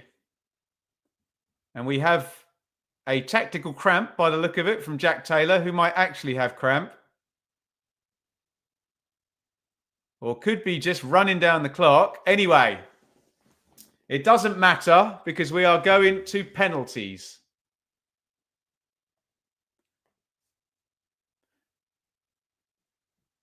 We have been going for 2 hours, 48 minutes. Are we going to bring up 3 hours? Get your thoughts in the comments. It's going to be penalties. Let me change the banner down there. We're going to have a lovely old game of noughts and crosses, okay, guys? And we're going to have to do it as we go, which is always fun and games. Let's move the keyboard across. It's going to be penalties. Let's go 1, 2, 3, 4, 5. 1, 2, 3, 4, 5. And that should look something like that. Do you know what? I want one of those little, what do you call those things? Is it a semicolon? Let me put one on the screen here and you can tell me what it's called. I want one of those. There you go. How are we looking now? Professionalism is, and that is what I'm going for. Penalty shootout here. Nottingham Forest 1, Ipswich 1. If only this counted as time and a half. Guys, you can contribute and donate live to this stream if you like by super chat or super sticker. Support the channel and my incredibly long night here as we go into penalties. Cripes, this is as bad as American football. It's a long old night, Greg. Who do you reckon will take ours? Delap, Taylor, Morsey? I've got no idea. A lot of it depends on just how knackered people are. If people are physically and mentally shot, they shouldn't take penalties. But a lot of clubs just have it permanently prepped, don't they? What the penalty order is and what the solution is. A lot of them do regular like weekly shootouts in training.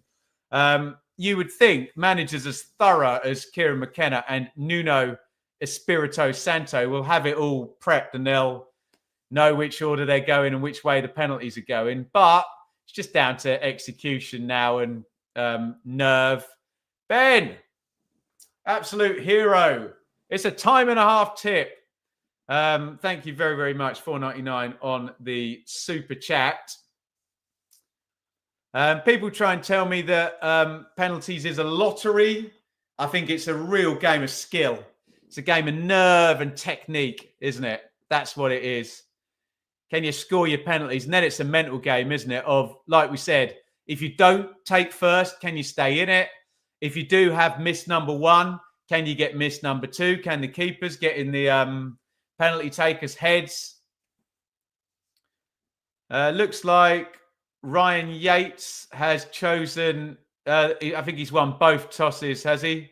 So that didn't go well for Ipswich. I think we go into the Trent end and Forest are going to take first. So double trouble there for Ipswich. They'd have wanted to take first and they'd have wanted to be up the other end.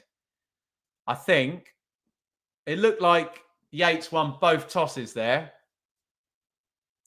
So Ipswich are going to have to do it the hard way by the look of it.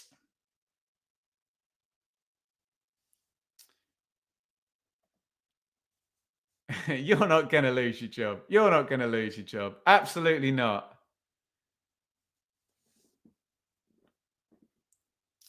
Referee just having a word with the two keepers. I can't believe it took football 50 years to actually acknowledge that keepers were basically just cheating in every penalty shootout. And do you remember that it was in a blooming Champions League final, like the biggest game in club football, where the two keepers just cheated on every penalty? They're miles off their line on all of them, aren't they? Dear oh me. Right, here we go. Probably not going to get to put many of your comments up during this. So keep them coming, but I'm going to have to change the banner every time. Chris Wood is going to take penalty number 1 for Nottingham Forest. Alex Palmer's trying the housery there. Not even in his goal yet. He's going to rattle the crossbar, bounce around. All the keepers will try everything. Wood's not looking at him. They're all trying to get in each other's heads. I assume Wood is Forest's first choice penalty taker, is he? He must be with all of those goals. He's not even looked at the keeper yet, so he knows exactly where he's putting this, Wood. And here comes the first penalty in the shootout. Wood taking his time, doing it on his terms, steps up right-footed and smashes it, as you would imagine, for a guy with 18 Premier League goals to his name this season. Right into the corner. Forest take the lead. Forest 1, Ipswich 0. And this is what happens when you get to take first. The pressure just piles on the team taking second, doesn't it? It's like they have to respond every single time you score, don't they? Sam Morsey is coming up to take the first kick for Ipswich. Messes with his shin pads. Referee has a word. Is he making him respot it? I think he is. It's going to be another right footer. Ipswich's first penalty. Morsey shorter run up. And it's a really good penalty there. Lets the keeper go left and sticks it right. Forest 1, Ipswich 1. He was more confident than I was there, Morsey, as he tries to rouse the away end there, down the other end of the ground. And here comes Gibbs White, who you would imagine Forest doing the smart thing. They've put their two best attackers on the first two penalties. Get an advantage. Gibbs White versus Palmer then for penalty number 2. What drama here on the watch along on a Monday night. Gibbs White, a third right footer, shorter run up than Morsey, fairly straight on. He might step left, I reckon, when the whistle goes. Gibbs White taking his sweet time. Here he comes, sets himself. Gibbs White, right in the corner. Palmer goes the right way. Really accurate penalty there by Morgan Gibbs White. Forest 2, Ipswich 1, 100% so far. Look at that, right in the side net. Good penalty. That one from Gibbs White, because if it's not in the corner, it's here comes Cliche Ahoy, a good height for the keeper. Here comes Liam Delap, who is I should know this, shouldn't I, if I'm an Ipswich fan? Who is the Ipswich penalty taker, isn't he? Do Ipswich ever get penalties? Can't remember. Delap, when did he come in? Like right at the end of normal time? I think he did. He hasn't had many touches, Delap, so I don't know how warm he is. Sells bouncing about on his line. Delap fires it, no nonsense, into the bottom corner. And it is Ipswich 2, Forest 2. And that might be some of the better penalty takers out the way. The two top scorers, Delap and Wood, have both taken spot kicks thus far. Delap, big smile as he walks back to halfway. His job is done, unless we're really going to be here all night and we have to go around again. Nobody misses. Elliot Anderson is up next for Forest. All scored, all right-footed so far. Who's going to blink first? Anderson stares down Palmer. Jess tries to relax. Anderson right into the corner again. Really good penalties these so far. And it's amazing how it goes with shootouts, how once you get a trend of either misses or goals, it tends to keep going. That's 5 in a row, all scored, all right-footed. Palmer's gone the right way on the last two, but they've both been good kicks by, who was it? Gibbs White and Anderson. And it's the third penalty for Ipswich, which Jens Kayust is going to take. Another substitute came into the game for Massimo Luongo in the second half, way back, many centuries ago, in the 67th minute. Here comes Kayust, right-footed, and he scores 2. Nice calm one, similar to Morse. He waits for the keeper to go down, gets a little bit of lift on it, side foots it into the back of the net. Cool, calm. 3-3. Whoa! There goes my voice. Yes, Miss Patterson. And here comes Nako Williams, a left back wearing number 7, ladies and gentlemen. It's just not cricket, is it? He's going to take it right-footed, is he? Williams spots it. Former Liverpool player, Fulham on loan, I saw him play. Can he be number 7 in a row to score from the spot? Williams, up he comes. Yes, he can. Another really good penalty there. Not only does he send Palmer the wrong way, but probably if Palmer goes the right way for that one, he's not saving it, is he? Nice pace, nice lift. Really good from Williams. Look at that. That might be the best one yet. Not quite Shearer levels of power, but really good spot kick. And who's the lucky man? Ben Johnson.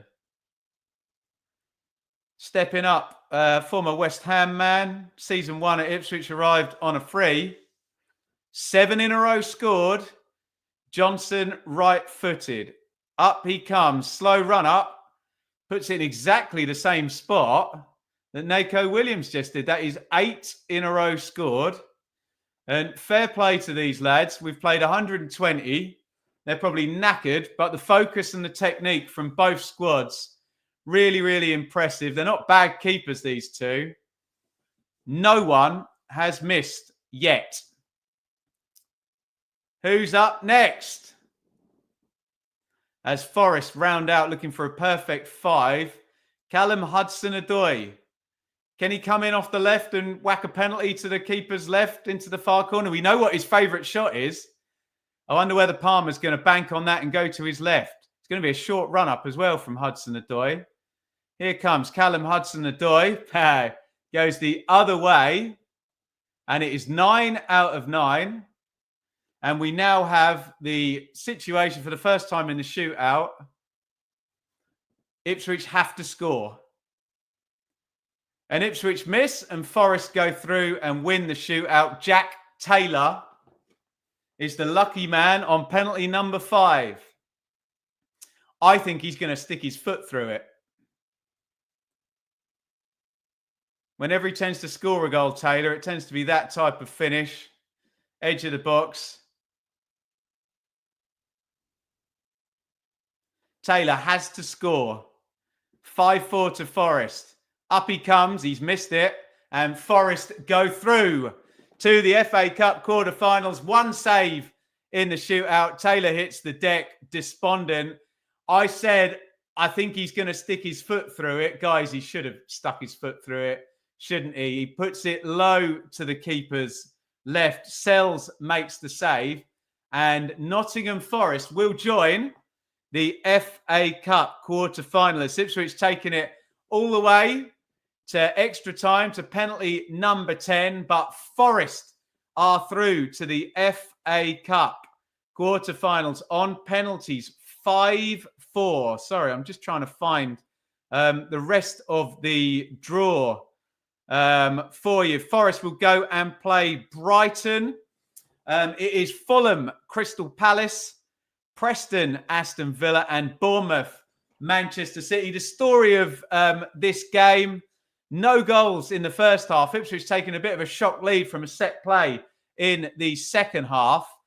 George Hurst on the back post, free header, nods it down in through the keeper's legs, I think, in the end, wasn't it? Forest scored. Ryan Yates from the set play, from the recycle from Elanga's cross, nods it home. And Forest really rallied then, didn't they, for the next 10 minutes? Then it kind of got a little bit hodgepodgey, tit for tatty. We go into extra time, and extra time kind of underlined my points about extra time. Nothing really happened. Everyone's just trying to hang on and defend. The penalty shootout was a really, really high standard. 9 in a row. I don't think we got a single left footer in the penalty shootout, by the way, did we? Forest score all 5. Ipswich score their first 4. Jack Taylor, the only player to miss. Ipswich will now focus on their fight to stay in the Premier League. A little bit more knackered heading into a game with Crystal Palace, I think, at the weekend. Forest, I would say, given the season they are having, and they're right up at the top of the Premier League. Are they still third, Forest? You would say they have a good chance of winning the FA Cup, don't they, Forest? They go in against Brighton. Okay, Manchester City is still in there, but Manchester City have got Bournemouth, who are a very good side. Preston, you would imagine Villa will be hot favourites to go to Preston, but there's your lowest ranking team. Fulham and Palace in there as well. So I'll leave you by saying, can Forest go on now and win the FA Cup? Can Ipswich bounce back from a pretty good effort, really, when you consider the disparity in the teams in the league table? They took them all the way down to penalty number 10, and it is all done. Thank you, everybody. Sorry, I'm going to open the comments just in case I've missed any super chats in there. I have not. Sorry, there's like 120 comments come in during penalties. Thank you, everybody, for your wonderful, wonderful support. We have been on the watch along for over 3 hours tonight. I hate extra time. I hate my team losing tight games, and they've just lost 5-4 on a bloody penalty shootout. So forgive me if I throw my cards in there and say thank you and good night. We'll put the closing music up. If you want to say nice things and thank yous, I'll put them up over the outro there. Don't super chat now because I won't be able to read it out. We will see you tomorrow. We'll be filming the predictions with Sam. They'll be out on Wednesday. We'll maybe try and put another kind of monologue type video up as well. Thank you all for joining me tonight. Congratulations to Forest. They go through. Commiserations, my lot. 120 minutes, 1-1. 5-4 on penalties. Ipswich go out of the FA Cup. Thank you, everyone, for watching on Blue Monday. We're down there as well. And thank you to Rich from Blue Monday for joining us on the stream twice. Double duty for all of us. 3-hour stream for me. Good night, everybody. We'll see you all soon.